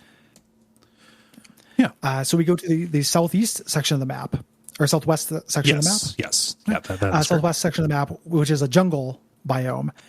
And Silence is directing you towards this rock wall where there's a crack where we can get inside the Shadow Karja base, where they use this modified tall neck as kind of their communications array. Yes. And this is the point where it's raised. There were suspicions a little bit earlier, but Aloy is like, you kind of seem to know an awful lot about the Eclipse. Did you, were you with them? And he says, "Oh, I only offered them assistance," but he will not clarify what or how. Shady as fuck. Yeah, super sus. You sneak through these kind of jungle chambers, getting to where the tall neck should be. There's a lot of background on your Helios guy or whatever. Yeah. Like you get into a tent and learn kind of what motivates him and what he thinks of the current regime. I could not care less. Like I started listening to these and I just got angry. You can go to where the tall neck is, but it's been moved, unfortunately. And the whole time we've been here, there's been this blasting. Yeah. That's going on. And Silence is saying like, "Hey, that's no good. There's this blasting. Don't, get bogged down in the lore, head on over, get to the place. You have to do this quickly." Yeah. So you get on top of it and you look down into the mining operation here and you see Hades. It's like it's an AI node. Like it's a machine. It's a comical orb. Yeah, it's a comical orb. It's something in a giant glowing energy orb. Yeah. Thing that does not look like technology to me. Right. It looks like a demon. Yeah. One of the things that this has some things in common with Fallout. Yeah. One of the things I was thinking about is if this was Fallout, this would just be a computer console. Yeah. Yeah. They would have the confidence not to make this a Disney villain. They would have the confidence not to literally show the signal as like a red wave or like red lines that travel up wires. Evil red lines that corrupt things and stuff. Very this is a computer, man. Yeah. I don't know. I do not like how Hades articulates very much. I like the motivation and the backstory of Hades. I don't like how Hades looks or interfacing with Hades very much. Yeah. So Aloy gets shocked by a jolt when she destroys the module at the top to bring the network down. And Hades floats up and taunts her. The entity miscalculated. She has been referred to as the entity all this time. And he is miscalculate this and destroys the module, but an alert is raised here in the base. And this brings up a cool section. You've got to escape. You're not fighting, but everybody is trying to get you as you're doing this parkour to get out of there, as like a Deathbringer at the center of the mining operation fires at you. Yeah, it's cool. Like, this is a fun little set piece moment. You know where you're going because they set it up before. Silent's like, hey, that bridge is going to be where you're going to rappel down. Yeah. This is going to be, I'm going to say something nitpicky, but I would hate myself if I missed it. The very flashy rappel animation in this, that's the same every single time you do it. Yep. Is really annoying to me. And the fact that you do it during stealth is so fucking silly. Yep. like I'm trying to be quiet. Whoa! Like, this fucking Universal Studios Horizon Zero Dawn ride. Rappel animation. So the thing that bothers me about that, and this gets to a character thing, so it's not necessarily too trifling. Aloy's more practical than that, right? Yeah. Like, she's 100%. very no nonsense. She's competent. So like the fact that she would just like jump off of the side of this tower and then yeehaw, attach the grapple. The flashiest version of it. Yeah, no, she would do something that would work. She would still be quick and good about it, but not this. That's exactly it, man. Like, that you nailed it. Because there's something about this that was bothering me other than the fact that it just seemed silly. And that's it's the only animation in the game that looks like that. Yeah. Everything else you do is practical, and that is one of the key appealing things about Aloy. Yes. She doesn't go in for that shit. This is not a stylish game. It's stylish because of what the player does, not because of the animations you see on the screen. It blows. So it's very funny to do that at the end of this, which is like really tense and cool, and then you're just like, yoo-hoo. If people who are listening to this and not going to play the game, look at this animation online. Yeah. Now that's what I call repelling. Yeah. It is over animated. Yeah. And it's the same every single time. There's no variation. Right. Of it. Somebody was very proud of it. Yeah.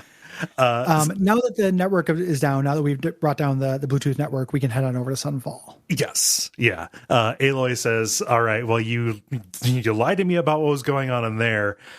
You seem to be in line with the Eclipse. I don't trust you anymore. And this is kind of a little bit of a mask off moment for Silence to a degree, because he's always been a little bit dispassionate, but this is where he says some, villain shit. Says, oh, so you're finally smartening up. Trust is a terrible foundation for a relationship. It shifts like sand. Let's start a new relationship here based on the strongest thing, mutual self-interest. Just really going in on some Kissinger shit. Yep. There we go. So when we get here, this is the capital of Shadow Karja. It's different than Meridian. It's like a window into what the old Karja would look like. It's brutal. It's martial. Like, they have this big coliseum where people fight machines. As soon as you get there, they're like, have kids in, like, these two kids in cages, and they're going to execute the kids, like, just in case you didn't know this place was evil. There's a starting here that the one true Sun King, which is Radiant Intamen, who is this, puppet kid who basically just says, hey, the regent speaks for me. And they're doing a bounty on this kid named Uthid, who is the actual child, who's for hire. I did not do this side quest. I think people like this one. Okay. A woman comes up and says, like, hey, you're not a bounty hunter. I have a feeling you'll do something good. And I'm just like, I'm dealing with existential threats. Yeah. Like, your Shadow Karja trifling nonsense could not mean less to me. Yeah. Oh God. Just no, thank you. Just ask the next person. Yeah, I just outed. It's worth mentioning, because we didn't do side quests and we're not doing the DLC. There's a fourth tribe. Yeah, the only really show up in side quest. Yeah. What are those guys called? The Benuk. The Benuk. And they're kind of shamans, so they're kind of splitting the difference. Like, they don't believe in the technology of the machines. They kind of worship them. They're kind of like pro machine Nora. Yeah. And they're fine. I went and did a couple side quests for them. It was not remarkably interesting or anything, but apparently they're a big part of the DLC. Yeah. You go into their lands up in Wyoming. Yeah. The game knew that you don't really interface with them during the main quest of this game. You just kind of hang out with them a little bit. So, yeah. So Silence points you to this vent that's at the bottom of a cliffside near the palace. This alarmed me because he says, "Now you need to make sure you take care of everything. This is going to be a point of no return." He uses that. And am I? Yeah. I'm pretty far in the game. Is this the end? No. It's just a long quest with a lot of exposition. Yeah, he's just saying go to the bathroom. Yeah. That's what he's saying. Going to take care of it. That's what he means. Go spritz your glue. So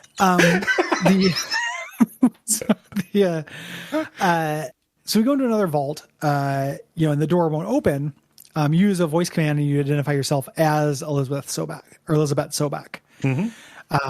The door is obstructed, but they're like, hey, if you vent this, that's all it needs. You say, yeah, vent it. Yeah. And it opens. But this draws attention from the palace above, so we can have periodic fights and have the ending of this happen. Yes. Yeah.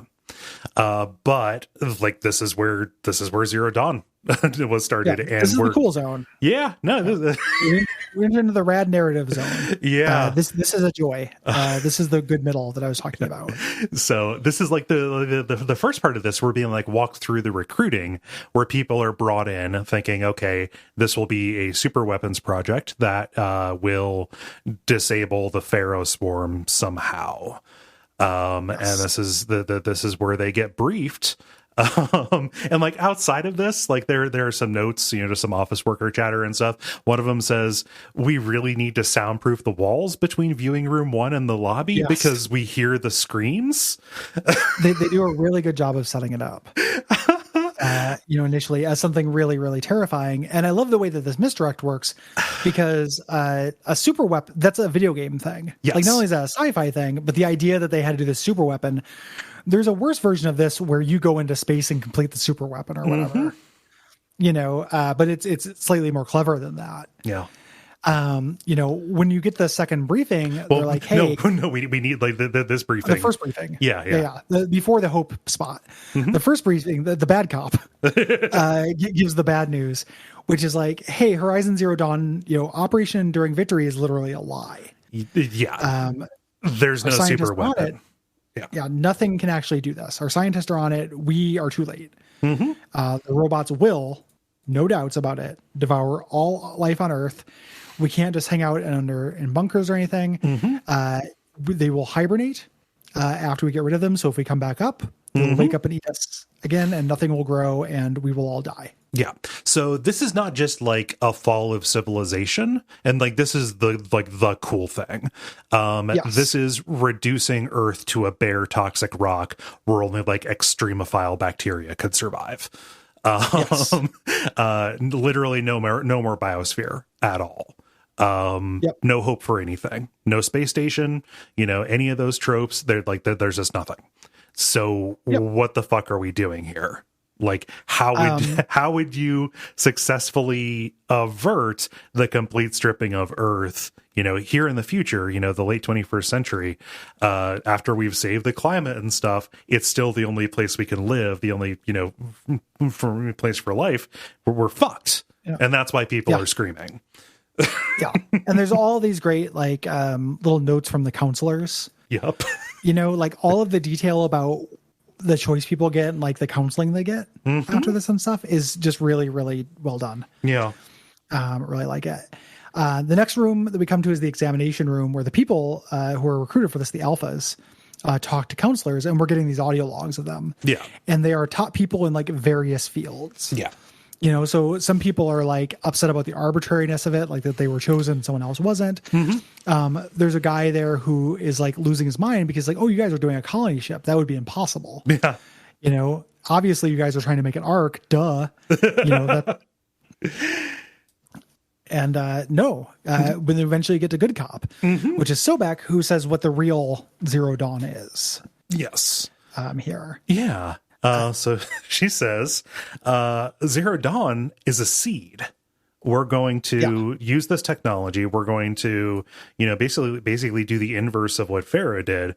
We're going to create this AI named Gaia that has all of these subordinate functions that will preserve embryos, preserve seeds, keep everything locked down until the biosphere can be rebuilt and detoxified.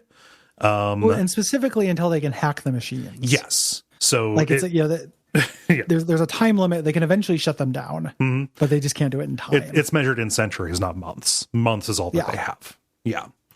So shut down the machines, rebuild the biosphere, and then use the saved genetic material to restore life on Earth.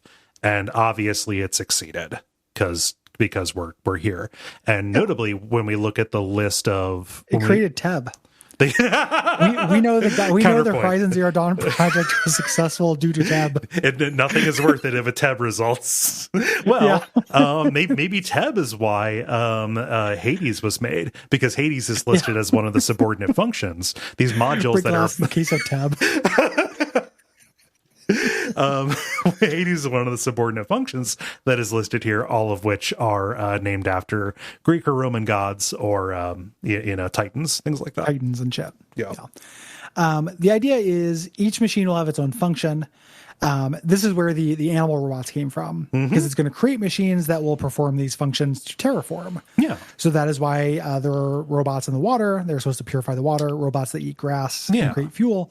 That's why the tunneling robots exist, to kind of fix the soil and stuff. And that's cool because that's an actual thing that happens. In designing machines, evolution actually figured out a way for living things to fill these niches. So the bullet trains in Japan caused horrible sonic booms every time they went, until they redesigned the front of them to be sparrow beaks, to actually reduce, to actually make that not happen. So the idea that this would be the result is sound, it makes sense, and is also stylistically cool. Yeah, robot legs can overcome uneven terrain. Yeah. And if you've ever been outside, it's full on uneven terrain. Gaia will be able to hack into the swarm and shut it down. Once it's done this and terraformed, the idea is going to grow new humans, and it's going to teach them all of history. So basically a pause on civilization. Yes. We're all going to die, but we're going to restart after a time jump. And Apollo is going to ensure they don't make the same mistakes that we did. And we know from just playing the game, the plan did work. However, we got people out there sacrificing people to sun gods and shit. So something, was missed. We also know that there's Pharaoh technology. There are we fought a Metal Gear. So something is wrong. Yes. Something is bringing it back, even though it was dismantled. After this is where the people get to make their choice. There are three options. You can say, yes, I will work on Project Zero Dawn. We're going to do 80-hour weeks for as long as it takes. And then after we're done, we're going to be shipped off to this Elysium facility where us and our family can finish out existence. We'll be sterilized, so it's not going to be a colony kind of thing where we're definitely just going to be living until the end. But you get to pick a couple of people to go with you if you like. Yes. You can also choose to refuse, but since this, they can't let you go. So you're just going to be detained, and eventually we're going to abandon this facility, and then we're going to euthanize you, or you can be euthanized now. Yeah. And I love the counselor notes where it's express no judgment if the person decides to be euthanized. You have a mandatory waiting period. Yeah. To decide this and stuff. I love all those details because it's interesting and makes sense and thought through. Yeah. Yeah. So we kind of go take this little tour here through the different zones, the different places where they're making the different robot gods. And we're kind of meeting the engineers here. This motley crew of people who headed up these different divisions. Yeah, all the alphas here. Yeah. So the first one is the Hephaestus wing. That's where scientists and engineers are here, but they're you realize that you're not mostly engineers. That's because you're not really here to design robots. You're here to teach Gaia to design robots. Yes. We would never design enough robots, and it'd be stupid for us to spend our time doing that. We need to make this self-sustaining. Right. Yeah. So, we're going to design these forges, which would ultimately become the cauldrons. That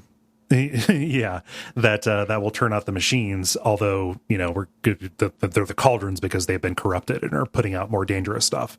So it's being turned against us. We don't get into the Apollo wing but we do hear about it. They've encoded all of humankind's knowledge and history, what they could save anyway. They talk about like certain island nations that were wiped out because they couldn't get to them in time, but they put it into encapsulated DNA on synthetic fossils to kind of encode it. So, okay, it's not organic, therefore it can be, it will not be taken by the swarm. And they have put together this teaching system to bring the new humans up to speed in the cradles, right? Yes. This is I'm sure is a heavily cilantro thing. I cannot handle the dipshit hacker who they got to make be Hades. I'm sure there are people who think this guy is funny. Yeah. And there are lots of jokes about this guy, about how much he loves torture porn and like how he wants to spend his days in Elysium with virtual porn stars, and he likes porn. Yeah. He's really into pornography. Yes. This does not work for me at all. And this is the thing that would make me do euthanasia. Is like I'm not gonna work with this fucker, man. No. Like no. Like the humanity can pound sand. Like I'm not gonna hang out with Travis. Yeah. And his slimy McConaughey charms. No, I laughed at him at first, but he wore out his welcome very quickly. He's horrible. Yes. I hate this character, and I understand whether they're trying to do some comic relief or something. I hated it. Yes. I just want to know what happened. Like the character stuff with these characters is not interesting to me, really. I just want to know the rules. Like I know I keep saying this about things, and maybe it's a problem with me. I wanted a source book. Yeah. Like that's what I wanted from this. Yeah.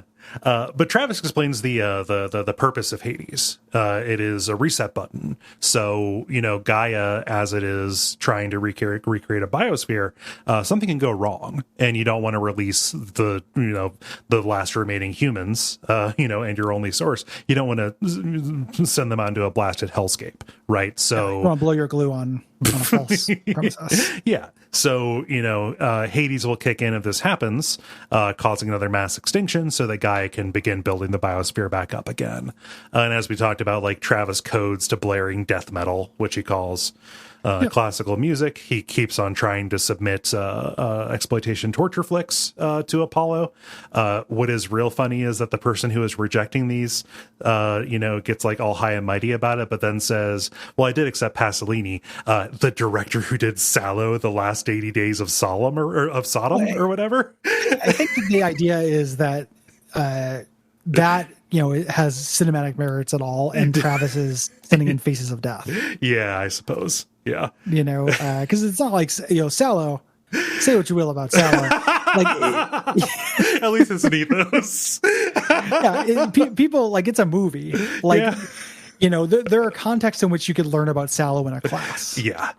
I just, in a way that you couldn't in, World's Gnarliest Roadkills or whatever. Shit, the human cartoon that is Travis was into the Beavis Butthead DNA mashup. Yeah, I just thought it was funny.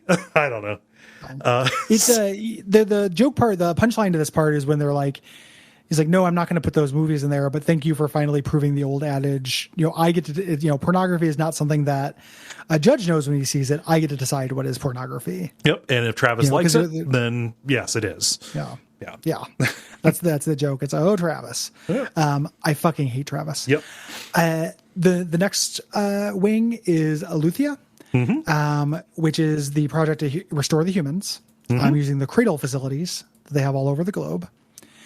And we go into this hologram room where there's an argument between Sobek and Pharaoh whether Gaia should have a kill switch. Yes. Sobek likes Gaia. Pharaoh says, no, we need to be able to pull the plug in case it runs amok. And Gaia shows up and agrees with Pharaoh. Yeah. Something I found out reading about this game is there are tons of people who ship Sobek and Gaia. What? Which is wild to me. Yeah. I probably shouldn't have shouted what that loud, because it's totally they have a relationship, Sobek, calls and talks to Gaia before she goes to bed every night. Cause it's comforting. It's her child. She made her, it's just, man, it's nothing you won't ship. Jesus Christ. Yeah. Gaia is also the only one of these features that is anthropomorphized. She is presented as a black woman to kind of go along with the origin of man.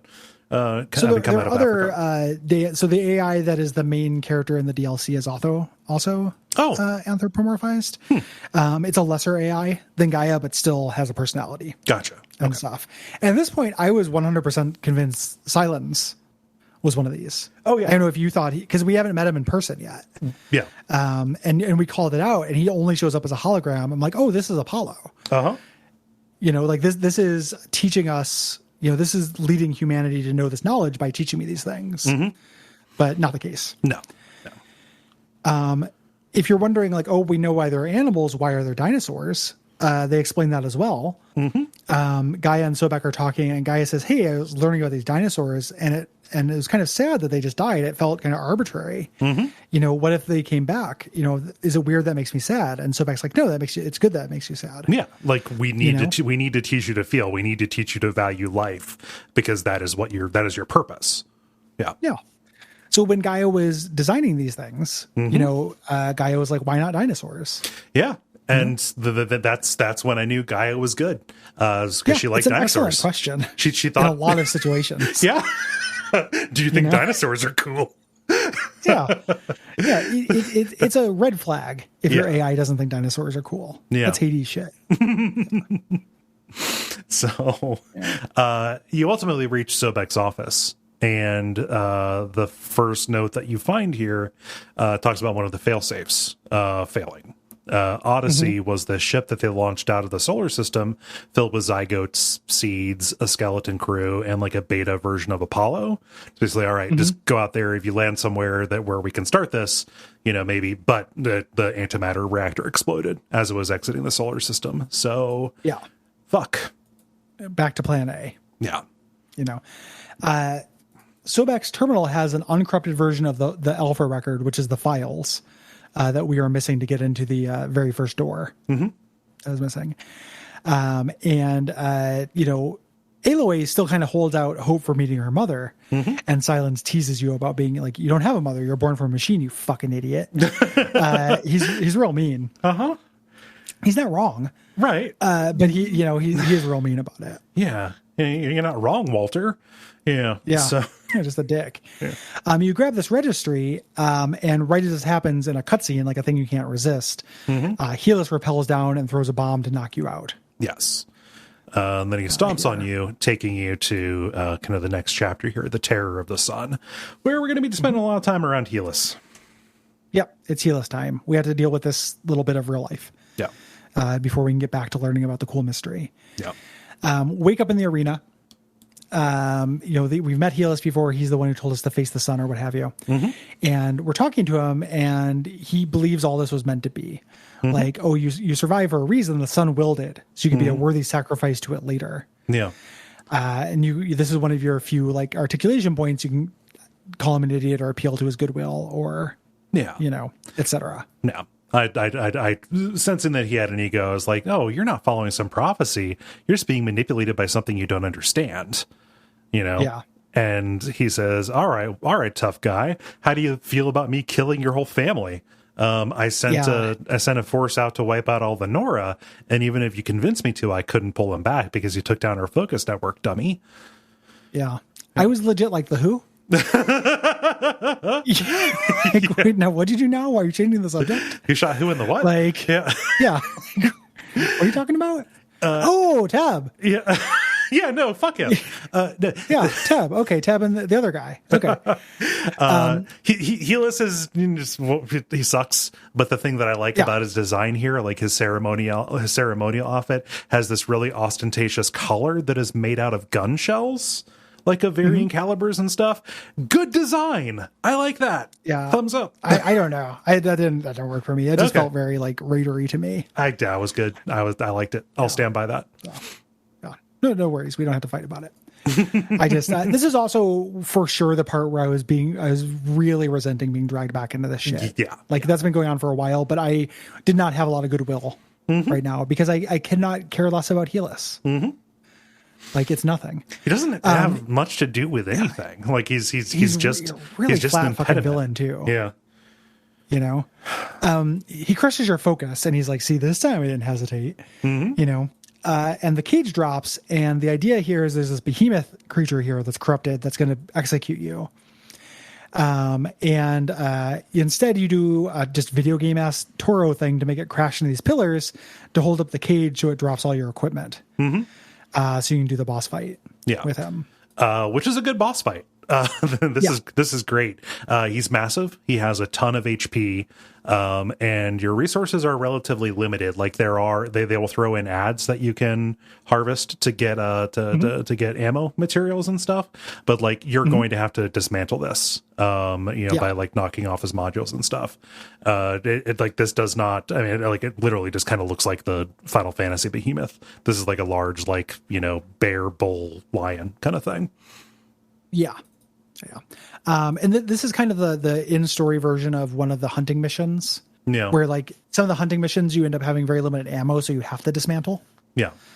Through here, this is kind of the easier version of that. After you beat him, Helis doesn't understand. He's damn you, finisher! Sends in his 2 corruptors to kill you, and it acts like these are going to kill you, as if you're not fucking invincible. But a section of wall bursts through the arena wall. Or a section of the arena wall burst open, and a wall didn't come in. Yeah. Does somebody need a house? Hang a painting on me. No, it's silence. An explosion goes off on the side of the ring, and it's silence. He is charging through, riding on the back of a strider, along with several disrupted ravagers that come in and kill the corruptors. And silence, he's real. He's not an AI. Thankfully, he brought in a mount for you, and as you ride away, Helis shouts, "Traitor!" Yeah. Yep. Out in the desert, you kind of give him some shit, like, what do you mean by that? Thank you for that, but also traitor. Yeah. And he's like, no, I'm still got your back. He throws you a new focus, and he's like, I've been copying every data file you acquired since you did it. Is this the one where he does the callback where he's like, it's Happy time birthday. For big man's big birthday? Yeah. Yep. Yeah. Like he's been eavesdropping on you since you found the Bluetooth. Yes. Yeah. Creepy. Creepy and probably pretty tedious. Yeah. It's 12 years. Yeah. So we have to go save the who's or what's it's, and we can't fast travel there. So we have to go on foot. Yeah. It's really arbitrary. You can fast travel to some places close to there. Yeah. And you save yourself part of the trip. But it's, obviously it's a new biome here. It's been all blasted and burned. There are tons of corruptors and elite cultists. And I skipped as much of it as I possibly did. I again, eyes on the prize, but also this is kind of what Elu would do, I think. I agree. Right. Because like all the towns have been taken over. Like obviously the Nora are not here anymore. They must be holed up. So you head to Allmother, the mountain, and the other tribes people, rush up to fight alongside you as you take out this huge corrupted Thunderjaw. Hard fight, but good. Yeah. It's cool. It's a group fight. So you can get a lot of this is the rope caster. Yeah. Thing was incredibly valuable. Yes. For this. This is the most I used it in the game. I used it before this, but here it was absolutely key. Yeah. Well, like the Thunderjaws, they don't necessarily have a lot of like range stuff. They mostly attack by melee. So if you can keep them at a distance and everybody's plinking them down, then it helps. Yeah, and just to be able to hit the weak spots and peel off stuff, have them stay still. And all your favorite characters from the first 5 hours of the game are back. After the battle, Varl shows up. Remember him. Tyrus is there and evacuated or broke the taboo to evacuate the tribe into the mountain, so everyone's inside the Techno Palace. Most of the families survive, but the Braves are mostly gone or injured. Yeah. And the matriarchs come out and absolutely failing to read the room are like, you cannot let the forbidden one into the sacred cave. And the idea is Aloy and the player is supposed to be past this stuff. Yes. I think that one of the things that I think when I think about the gambit this game plays to make you to do the contrast here, this would have worked if I had changed my position. Oh, if you started being on board, respecting the rituals and taboos and stuff. Yeah, like that would have been much more powerful as an idea. And now I've seen the full picture. But since I'm coming into it as a player who has seen the full picture and coming at it with a sense of disdain about a lot of stuff from the first place, it was a cool moment for Aloy, but it didn't have very much impact on me. I was just annoyed to be back here with these people. It's a weird thing. I could see a game giving the player the feeling that the character has and that being really powerful. It's just not what this does. And it's not a Vorpal flaw by any means. It's just a missed opportunity. Yeah. She breezes past the matriarchs, basically saying, talk amongst yourselves. You're given a couple of options. That's the one that I just got, which is there's no time for this. I can open this door. Check this shit out. As the door, she issues the command and the door opens. They've been worshiping a talking door lock their entire lives for hundreds of years. And the tribe falls to their knees. You have gone into, this is an Aletheia cradle. It's cradle number 9, brood number 1, where the kids were born. This is where local humanity sprung back from. And you can see that the walls are covered in childish mythical art. And they're like android skeletons laying around. Something is bad here. Again, this is a cool narrative trick. I love this so much. What ended up happening? Yeah. Like I think this is cool, for sure. We get these little holographic, audio holograph logs, basically. What's happened? The kids figured things out. As they got older, they go, we want to see the real sun. We want to see the real sky. You aren't real to the teachers, and the teachers are programmed. They talk about them in the last cool part of the game we're in, where they talk about giving them a certain level of AI to make them approachable and affectionate, but not smart enough to, turn evil and create robot dinosaurs. Right. So the teachers are programmed to care about the kids, and the kids resent the shit out of them because as we go, we find out that the kids never got past kindergarten. Each room they go through is set up like a kindergarten playground, regardless of the age of the kid. So they're teenagers, standing there and starting to violently rebel. And you have these gentle, teachers who are administering shocks to them to put them down. And so, I mean, it's just hellish growing up, locked with the same, 20 or so people, being treated like opportunity to learn to fuck. I think. But just being treated like a kid a whole time by a robot who can just knock me out and drag me back to my bed that's too small for me. I would resent doing the lessons. The actual just hanging out, the vibing part, I could get down with. I just don't want to have to do any of the work. But I feel like I could have got up to some masturbating in the cradle. But just to find out that they were stuck in the lobby of what should have been the thing that would equip them for life on the outside. Instead, the food ran out. And the teachers are like, all right, you can't stay in here and you can't come back in. So later, and then kicked them out with a kindergarten education and no survival skills. And you can understand how that would not be the basis or the seed for, anything more than just a basic civilization. Nora. Yeah, for Nora, for any of this stuff, set about without the knowledge to go back and, doomed to repeat the ages when we would sacrifice people to the sun, right? Yeah. We have to walk all the way back through that because something went horribly, horribly wrong. Yeah, which we'll learn about, which is interesting. When we go into the room where there's a classroom, there are all these workstations. We can pop into one, and it is the lady who was running Apollo, telling us hey, you're going to go on this great learning journey, and then the video cutting off. These are all the same, and Silence is pissed. He's like, man, what's going on? Where's the Apollo? Why didn't we get Apollo pilled? And we find this out. We find this holographic message from Gaia to Sobek. Some kind, this is kind of teaching us, this is before we learn about Apollo, but we're learning about more of the origin story. A signal, which we still don't know about. They've probably got to explore this in the sequel, cause the submodules to become self-aware and run rampant. So because Hades was self-aware and he was programmed to create Holocaust, he did. Yes. So Gaia's like, okay, I can self-destruct to destroy both of us to stop the deterraforming, just to like that. I've got a plan for after this. But, while I'm gone, if I am gone and there's nothing here to guide things, the world and the machines will gradually become more chaotic. And so, Aloy puts it together like, oh, that's the derangement.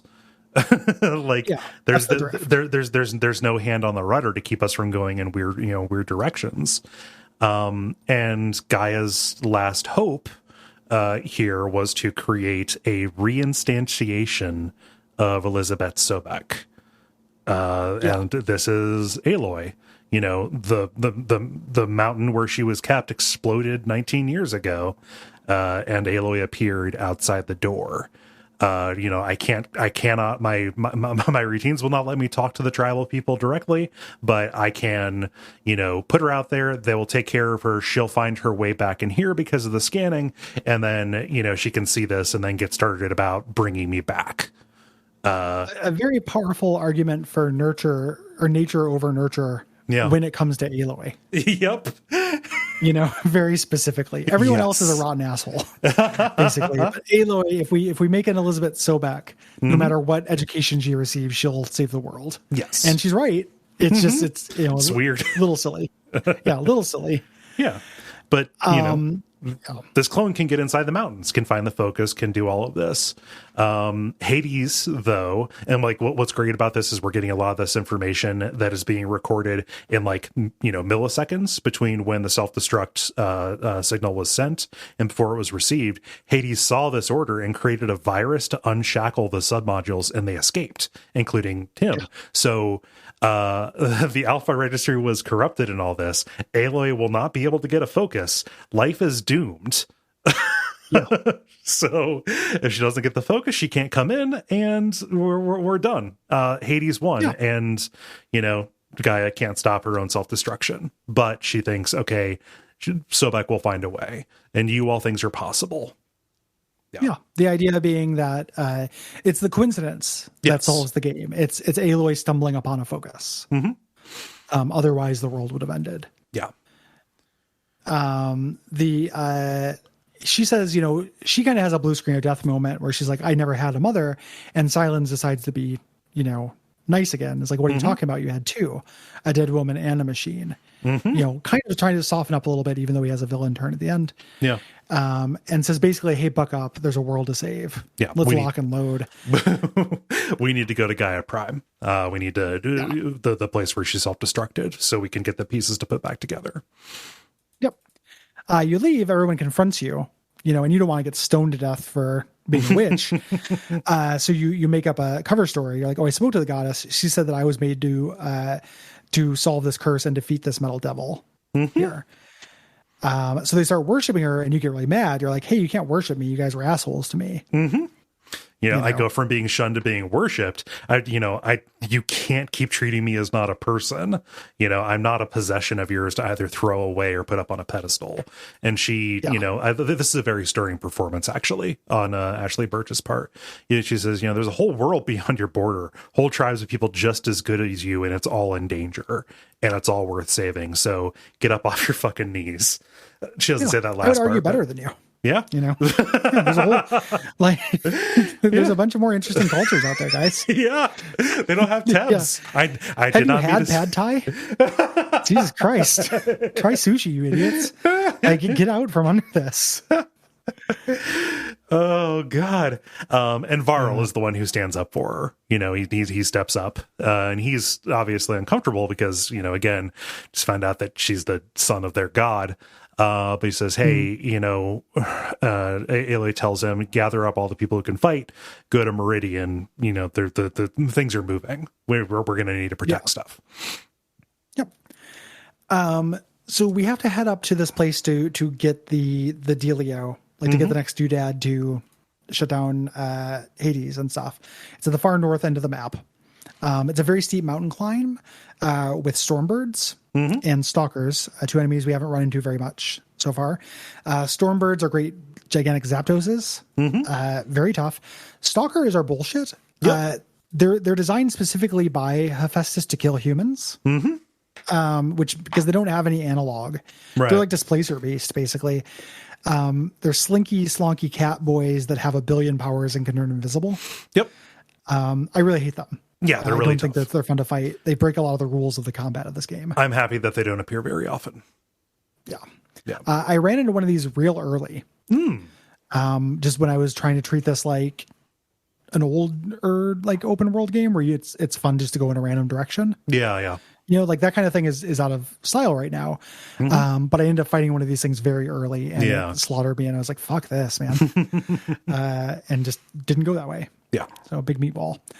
We're heading up to the summit. And this mountain, this is where Gaia self-destructed and it's blown open from the inside. Yes. Silence has prepared a way for you and set up little yellow ropes for you to climb on. And every time you say like, why didn't you just like build me a ladder? He's like, you think this is gonna be trouble for you? And I just want to be like, why didn't you give me a ladder? Like you have a stake in this too, you asshole. Yeah. You should be interested in me succeeding. What do you do with all of your time? He skulks. Yeah, he skulks, schemes. Yeah. Hangs around at the edges scheming. things. Yeah. So at the end of the path that he's prepared, it actually ends at his workshop. His hologram is here. She thought that he'd be here in person. And this is another door. You know, he spent years trying to drill through this door, trying to find ways to pry it open. He never thought that there was a key and that the key would be a person. So you're not going to have any trouble getting in there. Go in and, you know, get what you need. Yeah. And he says we can fix everything through the cauldrons with Gaia, but Hades needs to be offline because if Hades is still around, he's just going to shut it down again. Yes. Take out Hades first. So we go through and we're getting some audio logs from the alphas. They're evacuated here really hastily. There were 10 of them left. Yeah. And we get to Sobek and she didn't even get a chance to unpack. Yeah. Here. Like they've just been working constantly at this place. And we can pick up these little audio logs. The Focus can repair these, but it's going to take some time. Yeah. Before you'll be able to hear these diaries or read these diaries. Yeah. So, after a little bit more climbing, we reach this, we reach this room and there's a hologram, that details, just a real tragic, 8mm shortfall. So it talks about how there is, the main door of this place. It is supposed to seal with a 2mm gap, so energy signatures can't get out, and the Pharaoh Swarm can't find us. However, it stopped with a 10mm gap, putting everything in danger. You know, if they get at us before before we're able to finish things, the entire project is pooched. We need to get somebody outside to close it manually, but that'll be a sacrifice. Yeah. This ends up being one of the biggest mistakes that anyone makes in the game. Yeah. Weirdly, like there's a lot of little things that have huge ripples.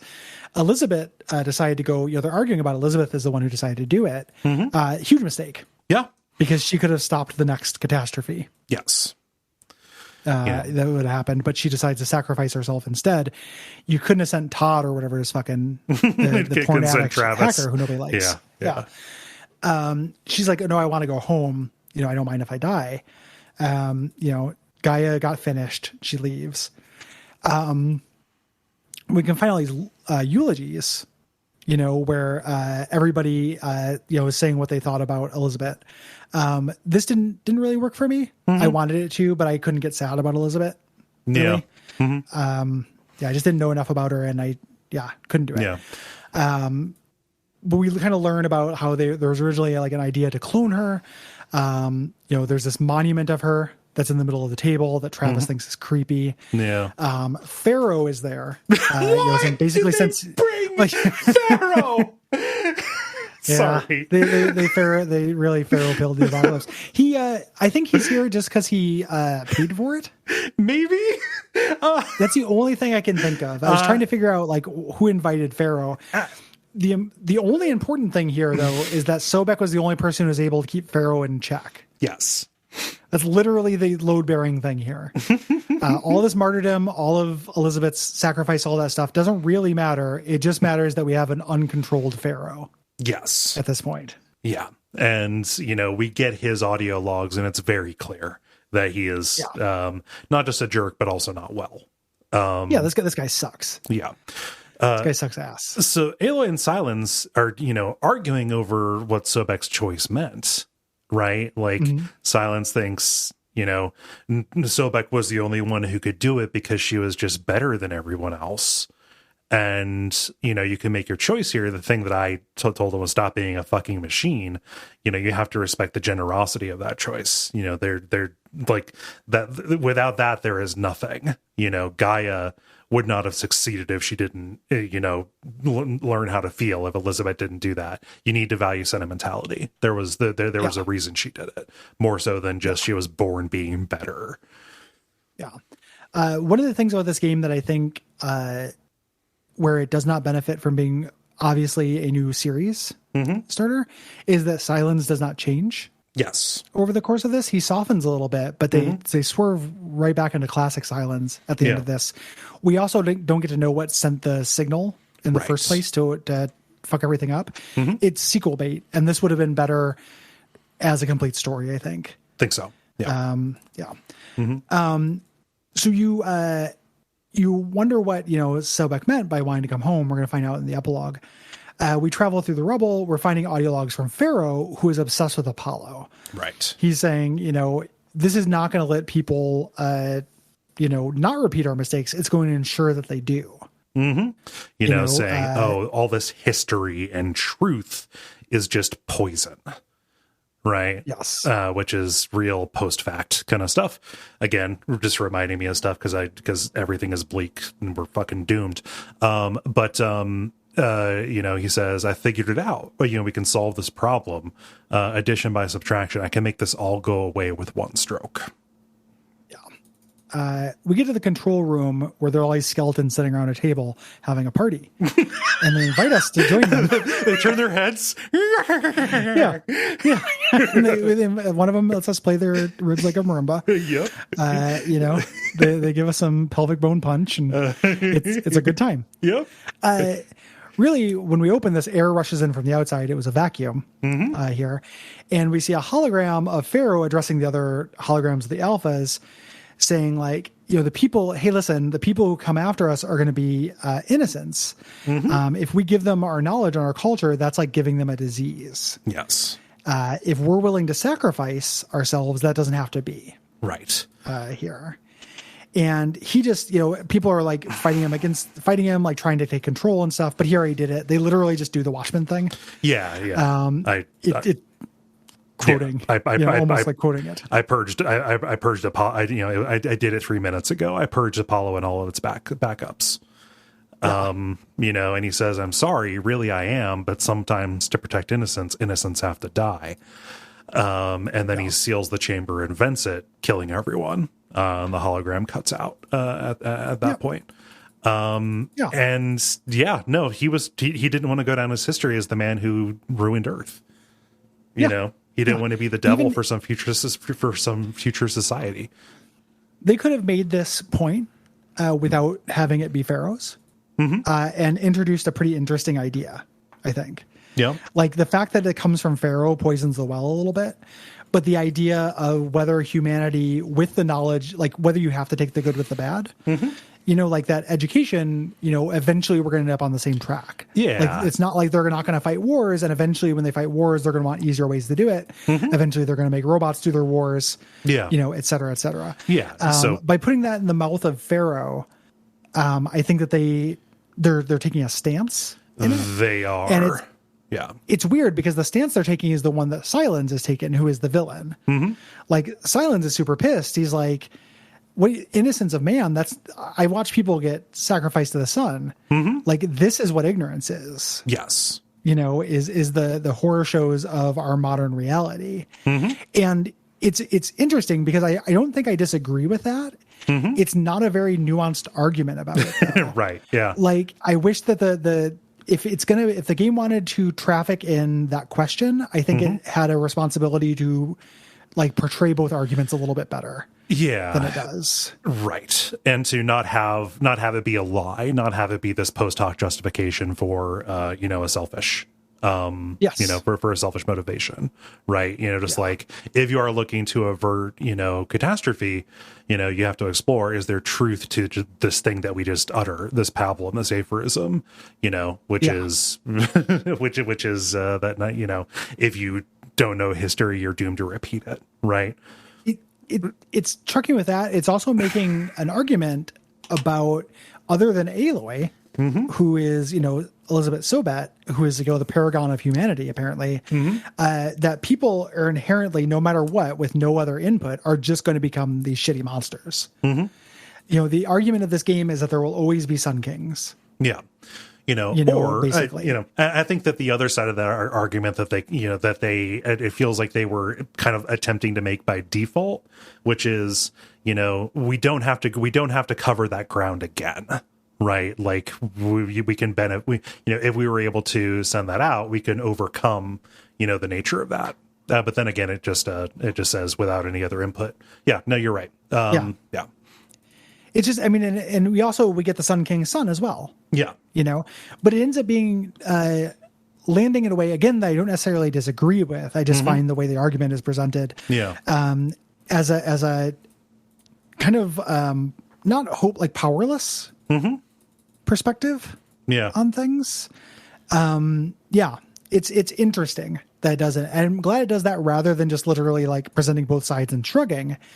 But I think by making Pharaoh the person who says like, no, knowledge is a curse, do the Prometheus thing. Yeah. It's, you don't trust anything Pharaoh says, and they portray him as a villain. He literally does the 3 minutes ago thing. Yeah, and this is this is an older trope too. Just the idea that no matter what, we left our toys. The people who destroyed us left their toys laying around. It's the stand, right?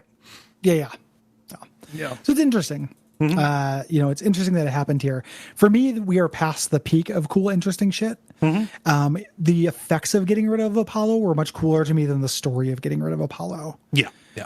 I wanted to learn more about the Cradle and that weird Lord of the Flies, like, learning what a triangle is every single day. Yeah. Like, I wanted to know much more of that. And I rolled my eyes when Pharaoh came back. Yeah.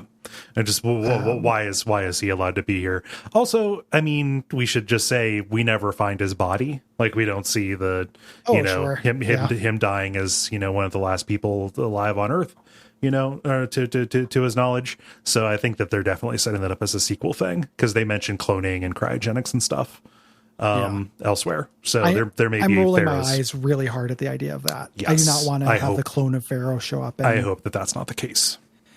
God, like Pharaoh and evil Silence teaming up to just recreate the apocalypse is one of the most boring premises I can imagine. Clip this and play it back if that happens in Forbidden West.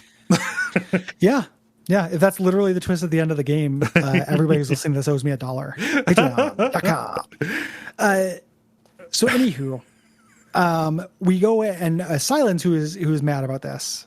We're getting ready to part ways. We're going to go do our thing. And he wants to tell you the rest of the story. And he admits, like, I'm actually the one who woke up Hades. Yes. It promised me knowledge in exchange for doing its work.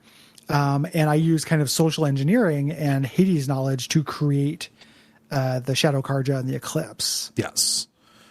Like there was already this kingdom in exile, but they didn't have their mission, right? I hooked them up. I connected them. The Shadow Karja created this army that would do everything Hades wanted unquestioningly. And as he was talking, the first thing that Hades wanted to know about was this thing called the Spire. We could see this south of Meridian. It's like a large, glass tower. It was created by one of the sub-functions called Minerva, transmit the code that would stop the Pharaoh machines. And Hades was just obsessed with this. Yep. So the Eclipse is going to try to capture that, so Hades can then corrupt all the machines on Earth, and bring its extinction into being. The Shadow Karja was really ripe pickings for this because part of their mythology was returning the buried shadow. So Silence was just like, hey, this big glowing evil red orb is a buried shadow. Right. And Silence was happy to do this, to get this knowledge, like he was repairing focuses and getting this knowledge. He never trusted Hades, but he was, very much into just knowledge at all costs. That's his archetype. Yes. His crisis of conscience came when he saw Hades raise a war machine using technology that Silence helped restore.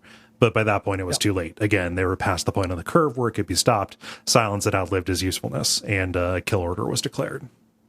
Yeah.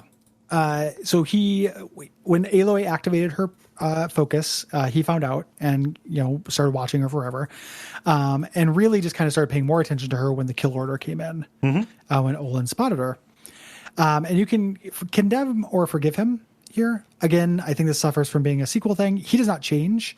No. And this is a lie. Like this is set up as like a penitence thing. It's not. No. He's still the same old piece of shit. It's so he's not a very dynamic character. Yeah. Like just Aloy being naive about this and then immediately getting the piece of data that like, no, some people just don't change. Right.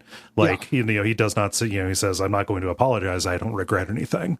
So he literally says, if I had it all to do over again, I would do the same thing. Yeah.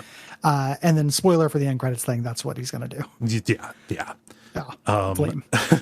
So he gives us his lance. And he, says, hey, that module you found is the master override. That will be the thing that you can use to take out Hades. Pop that bad boy on here. And also this will stun enemies too, because it has electricity on it. I love how sciencey this is. Yep. Like you say, like, all I have to do is stab this into the orb and it will override him. And he's like, yep. Mm-hmm. It's like overfilling a balloon. And he's kind of lying, because what it really does is, let it loose so he can capture it later in his weird little birdcage thing. Yep. But just the idea that you buy that, like, programming in science is going to happen from stabbing this. You're not like putting in a USB drive. You're just literally stabbing it. Yeah. Silence Lance is a really dumb piece of technology in a game that's mostly filled with smart pieces of technology. Yeah. So you ask, like, hey, if we're parting ways, where you're going to be? He'll say elsewhere and everywhere. There's so much more to discover before the world ends, and I'll make it happen, baby. Yep. He'll make sure both things happen. So we can learn a little bit more about Hades and his backstory in the workshop. The information, like how he was manipulating Silence with information, an interaction between Hades and the Eclipse cultist the Silence brought them, how he recited scripture to them to make them believe he was a god and not just an orb. Yeah. And our mission is to go to Meridian and talk to the Sun King here about this threat and what we need to do to fight it. Like, we have to muster all of our armies. Yeah. Gondor calls for aid. Yep.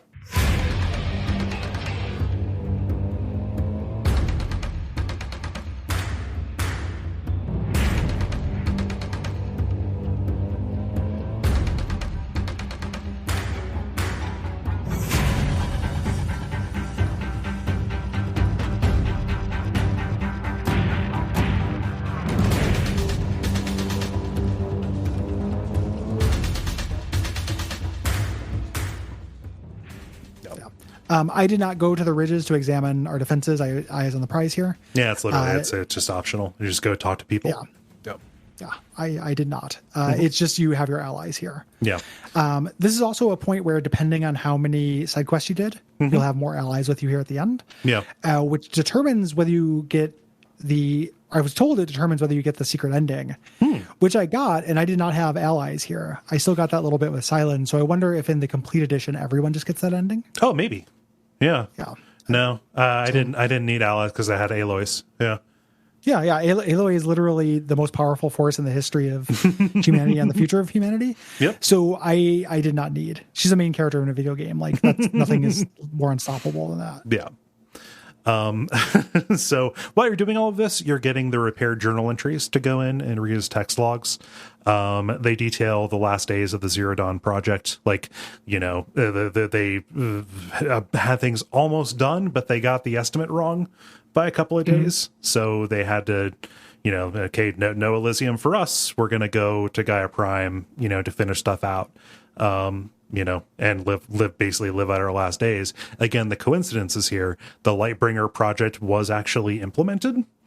She says like, oh, it just, if we hadn't moved forward with that, like, and built the facilities for it, just everybody would have been doomed because we couldn't finish the project. But I'm glad we didn't go through with it because I couldn't stand raising a little me, essentially. Yep.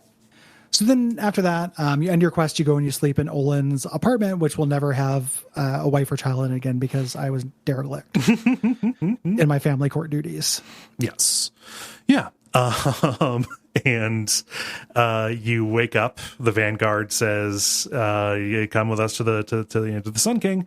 The Eclipse are here. And there's this massive explosion that crumbles a ridge and just corruptors come just flooding through. And Helis is at the palace. Shows up. Yeah. Yeah. Helis is at the palace. We fight him, and it's pretty bland at this point to fight a human, but I guess they had to wrap up the Helis quest line. Yeah. When you beat him, you get a choice of what to say here, and you can be cruel or you can, be anything here. And I also did the cruel thing. Yeah. To him. It's satisfying. You were chosen by Hades because you're a fool. You're a fanatic. Your whole life was a failure, and soon no one will remember you. Turn your face to the sun and think about that. And he does. Yep. He does turn his face to the sun, because that's his religion as Aloy kills him. Yeah. Then we enter into a pretty dumb turret section. Where you go down to an incredibly artificial section of 3 platforms that have Oseram cannons that you cannot remove from the platforms. Right. And you pop and go from platform to platform shooting cannons at robots coming in. This was fine, except anytime something got past my front lines, I found it really annoying. Yeah. Like the vultures would get through, or the Thunderbirds would get through, and then you can't really use the cannon because it blows up in your face. Yeah. And when you try to walk off the platform to get a better angle, you just drop the cannon like it's attached like a pen at a bank. Yeah, it's like one of those grocery carts that deactivates when it gets out of the parking lot. Yeah. I like these cannons because you have to like work the arc in, and like the charge up is fun. This just goes on for way too long, and the constraints on where you can go really artificial. Yeah. I was really eyes on the prize. Yes. At this point, I would have preferred like a boss fight rather than a stage series of boss fights. Yes. A Deathbringer fires at your platform and knocks you out. And the last thing you see is a Deathbringer coming in and dragging the gigantic evil Hades core behind it. I love it because it's just scraping on the ground. Yeah. I am a god. My back is being scratched. Please, finish. It's so good. But again, imagine if this was a console with like a reel-to-reel on it. Yep. How much cooler. You get woken up by Teb. The game is still trying to get us to care about Teb happen. Yeah. Yeah. Still trying to make Teb a thing. This Meridian village is on fire. He wakes you up. You have no time for Teb. You rush through it to get to the spire just in time to see Hades send out the transmission to wake up all of the old Pharaoh plague robots. Yeah. And like the beams cross the land and hit the ground wherever one of these is buried. And they rise from the earth to begin their biomass conversion. I know it's not supposed to be funny, but the scene where it shows the little girl playing with the ball and the robot comes out to menace her, I laughed. Yeah. It was like a commercial directed by Michael Scott or something. like weird, like a bank commercial in the middle of zoom out. This thing is very zoom funny. out to see. Yeah, zoom out to see. Exactly like that. Hades taunts you and says like, hey, I calculated for you to arrive here. This is all part of my plan. And what he means by that is he brings another Deathbringer. Yeah, I've killed like 7 of these, dude. Yeah. Like this is, I'm disappointed there's not a unique end boss. Yes. To this game, you just fight another Deathbringer. And you have allies that you have, whoever, depending on which NPCs you saved. And it also summons more machines as it goes. Pretty bland. I'm not super into the mechanical end of this game. Yeah, just to hit it until it exposes its cooling rods or stabilizers, and then hit those, and then it'll go down. Yeah. Then we get into the real weird technology about the you got like techno heaven lance. Yeah, I don't know, man. Yeah, this is a little bit dumb. It's something you run into this like visual metaphor for things that are happening with technology. Like it's tough to communicate it, because like the literal representation would be boring to portray on screen. What would the literal presentation be? She stabbed it. She stabs it and then it deactivates and then it's gone. Like, I know it's really weird because then she goes into a virtual realm. Mm-hmm. Yeah, she's knocked out. Like she gets shocked in the cyber world as she looks up and sees the Hades spire and then this huge holographic statue of Sobek. And then she issues her command to have Hades stand down, and the statue dissolve and then turns the statue blue. And then turns the spire blue, shooting out blue beams and then deactivating all the Deathbringers. I don't think you see the kid again, so she's dead as fuck. They don't show her like playing with her doll on top of the Deathbringer or whatever. So this now the Deathbringers are asleep and you've won. You signal victory to the defense forces, who all cheer because you're the god king of the world, as the most competent thing that has ever been. Mm-hmm. We cut forward in time where more of the audio logs have been translated. So you're kind of walking around listening to Sobek podcasts of Sobek talking to Gaia, telling a story of when she was young. She actually burned down this tree on her ranch and killed a bunch of families of birds nesting there. And Gaia asked how she felt about that. Mm-hmm. And she said, her mother told me that I needed to care about that kind of thing. My mother told me, Elizabeth, being smart will count for nothing unless you make the world better. And it's like, oh, you talk about your mother a lot. Have you had a child of your own? She says no. And then it pans to Aloy meaningfully. Yes. As Sobek's essentially her child. Yeah. And she's walking across, like sagebrush scrubland, right?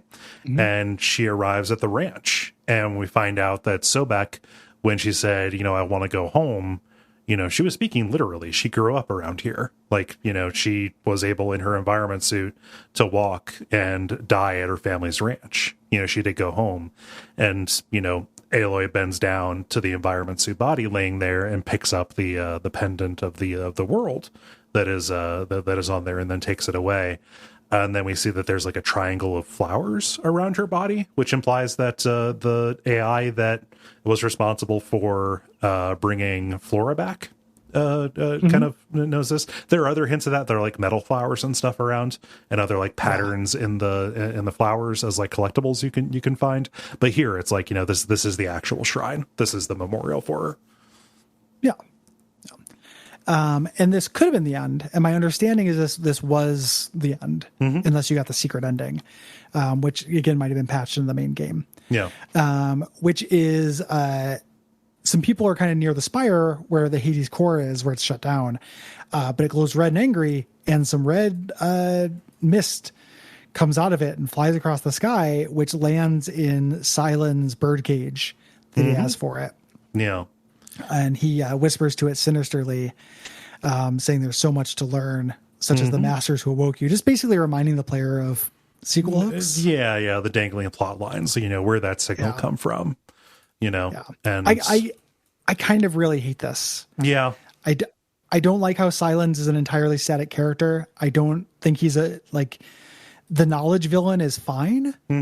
But I don't know. It did not make me want to know more about what he was going to do with it. It's it's ending on a back foot, and I think that it's setting up the next story for a back foot. This is there are chances that this can go really wrong, I think. Yeah.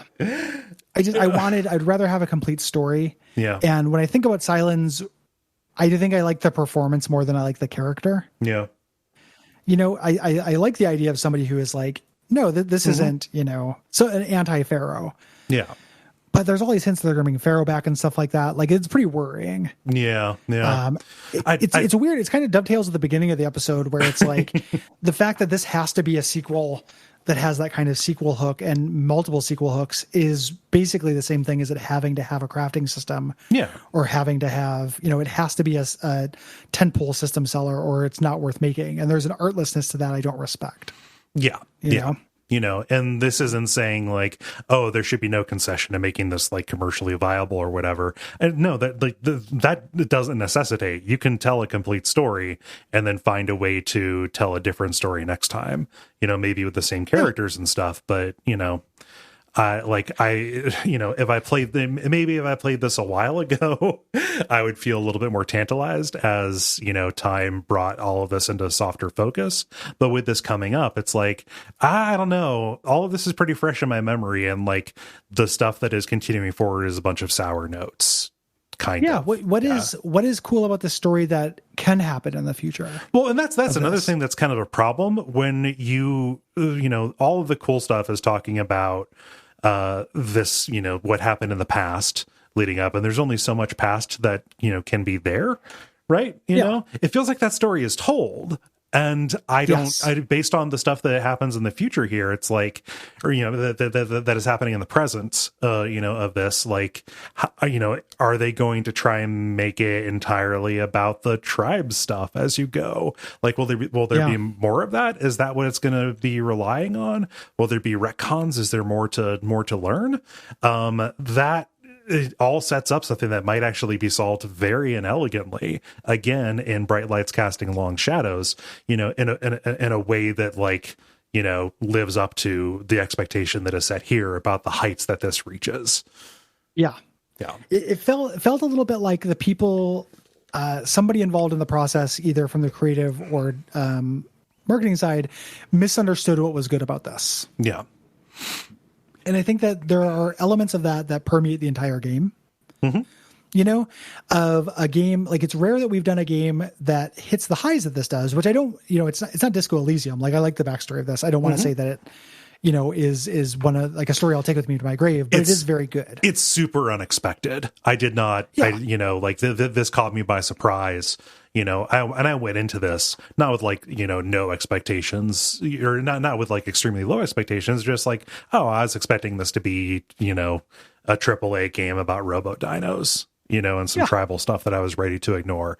And it caught me by surprise. That's a problem with sequels. They can't catch you by surprise again. Yeah. 100%. Right. Like, very similar thing. Yeah. So that is, that's where I'm at.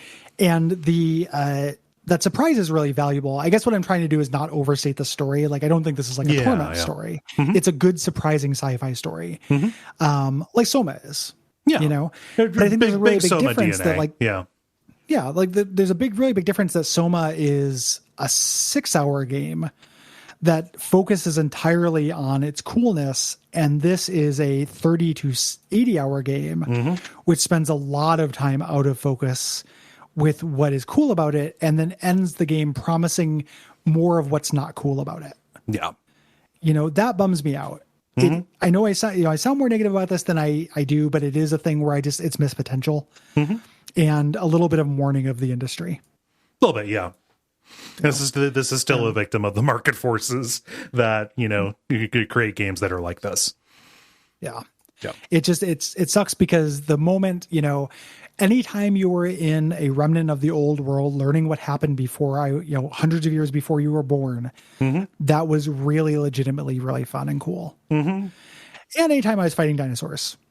Yes. Legitimately, most of the time, legitimately really fun and cool. Yeah. It's just, I wish it took place like all video games. Like, I wish that the part that was fun and cool was a greater percentage of my experience. Yes. That's video games though for you. And that's Horizon Zero Dawn. Do you have any other wrap up thoughts? I'm not trying to monopolize the wrap up. No. I just was reminded of that shitty Silence ending, and I'm like, I don't want villain Silence. Teaming up with an evil orb. God, there's an evil lantern just shouting stuff. Yeah. Some kind of rude lantern. Yeah, I'm curious. I'm curious about where it's going to go. I should keep my thoughts kind of more, about the game itself. Under different. Okay, so I was about to say under different circumstances, I would have like engaged with this, and like done the story based side stuff, and there could be stuff in there that like justifies more of what happens in the present of the story. Like cool little stories. I don't doubt that there's good stuff that I didn't see because of the realities of trying to finish a 30-hour game in a week. like we do, you know. So there's that right there. And I was going to say, oh, if circumstances were different, then I would have done that. No, if circumstances were different, I wouldn't have played this at all. Because I spent many years after this came out not playing it until I did it for the show. So it's hard to like pretend to be somebody that I am not. But this caught me by surprise in a lot of ways. You know, I think that I the version of this that I had in my head, even based on, Dennis on the level really likes this game quite a bit. And he's talked about it, in vague terms, artfully kind of avoiding the cool stuff because, that was something he wanted to preserve. And I think that as he was talking about it, I envisioned something else, and that gets around to like, oh, it's actually really hard to talk about what's cool here. Without giving up the entire thing, which is a difficult position. Yeah. Thus, similar to any kind of narrative twist game. Yes. And it's rare that the narrative twist is surrounded by so much. Yeah. As this is, some good, some bad, but it's just there's a lot of extra with it. Yeah. And whether you think that is generous or you think it's cornmeal is going to be up to you. Yeah. Like I know people who are just like, man, this game is incredibly generous. I'm so happy I get to play this for 90 hours and like check all this stuff off the map. And that's just not who I am, but it's subjective. Like what you enjoy is up to you. Mm-hmm. Yeah. You heard it here first. It's so weird because like I have more of an appetite for this for this kind of game than you do. But even still, like I can't imagine playing more than one or two of these a year across multiple different franchises or, what have you. It's just a lot. They release like that for that gamer. Right. There's like two or three of these that come out a year and that's just what people play. Well, there's not two or three. That's just what they do. There's like 4 or 5 or 6. Like that. It's a bunch now. Yeah. But you could be one of these gamers and just be like, I love Far Cry, but I don't like Assassin's Creed. And you could just like take one of the major pillars of it out and and the structure still stands. Yeah. Yeah. Still literally have this be the only thing that you play. Like this type of game is made for people who don't like a variety of games. It feels like almost, or this section of the market. And it's one of those things where you like realize like, oh, you're the outlier. Oh yeah. When I get mad about there not being enough single player games, it's like, oh, I'm the weirdo who's not trying to like auto chess blast my way to the top of leaderboards. Yeah, no, it is not the kids who are wrong. It's not the kids who are out of touch. Yeah. Yeah. They are artless fuckers though. And those games have no soul, but they're not wrong. Right. Like, no, I would go as far as to say about 80% of the content in this game has no soul. Yeah. Like the 20% that does has a lot of it and it's great. So they're not wrong, but boy, is there a lot of artless nonsense in this. Yeah. That is still sometimes very fun. Yep. I cannot wait to change pace.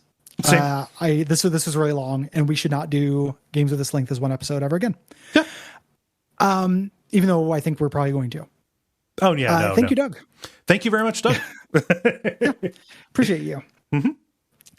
If you have thoughts about Horizon Zero Dawn, July 15th is the cutoff at Duckfeed.tv/contact. Also, if you have thoughts about the Stanley Parable, Heat Signature, or the 2017 Prey, that is also where you want to go. Yeah. If you have thoughts about multiple games, please break them into multiple responses. That also holds true if you're writing in about August games, which are Sam & Max Save the World, Paradise Killer, and Chrono Trigger. Prey and Chrono Trigger are the premium episodes for those months.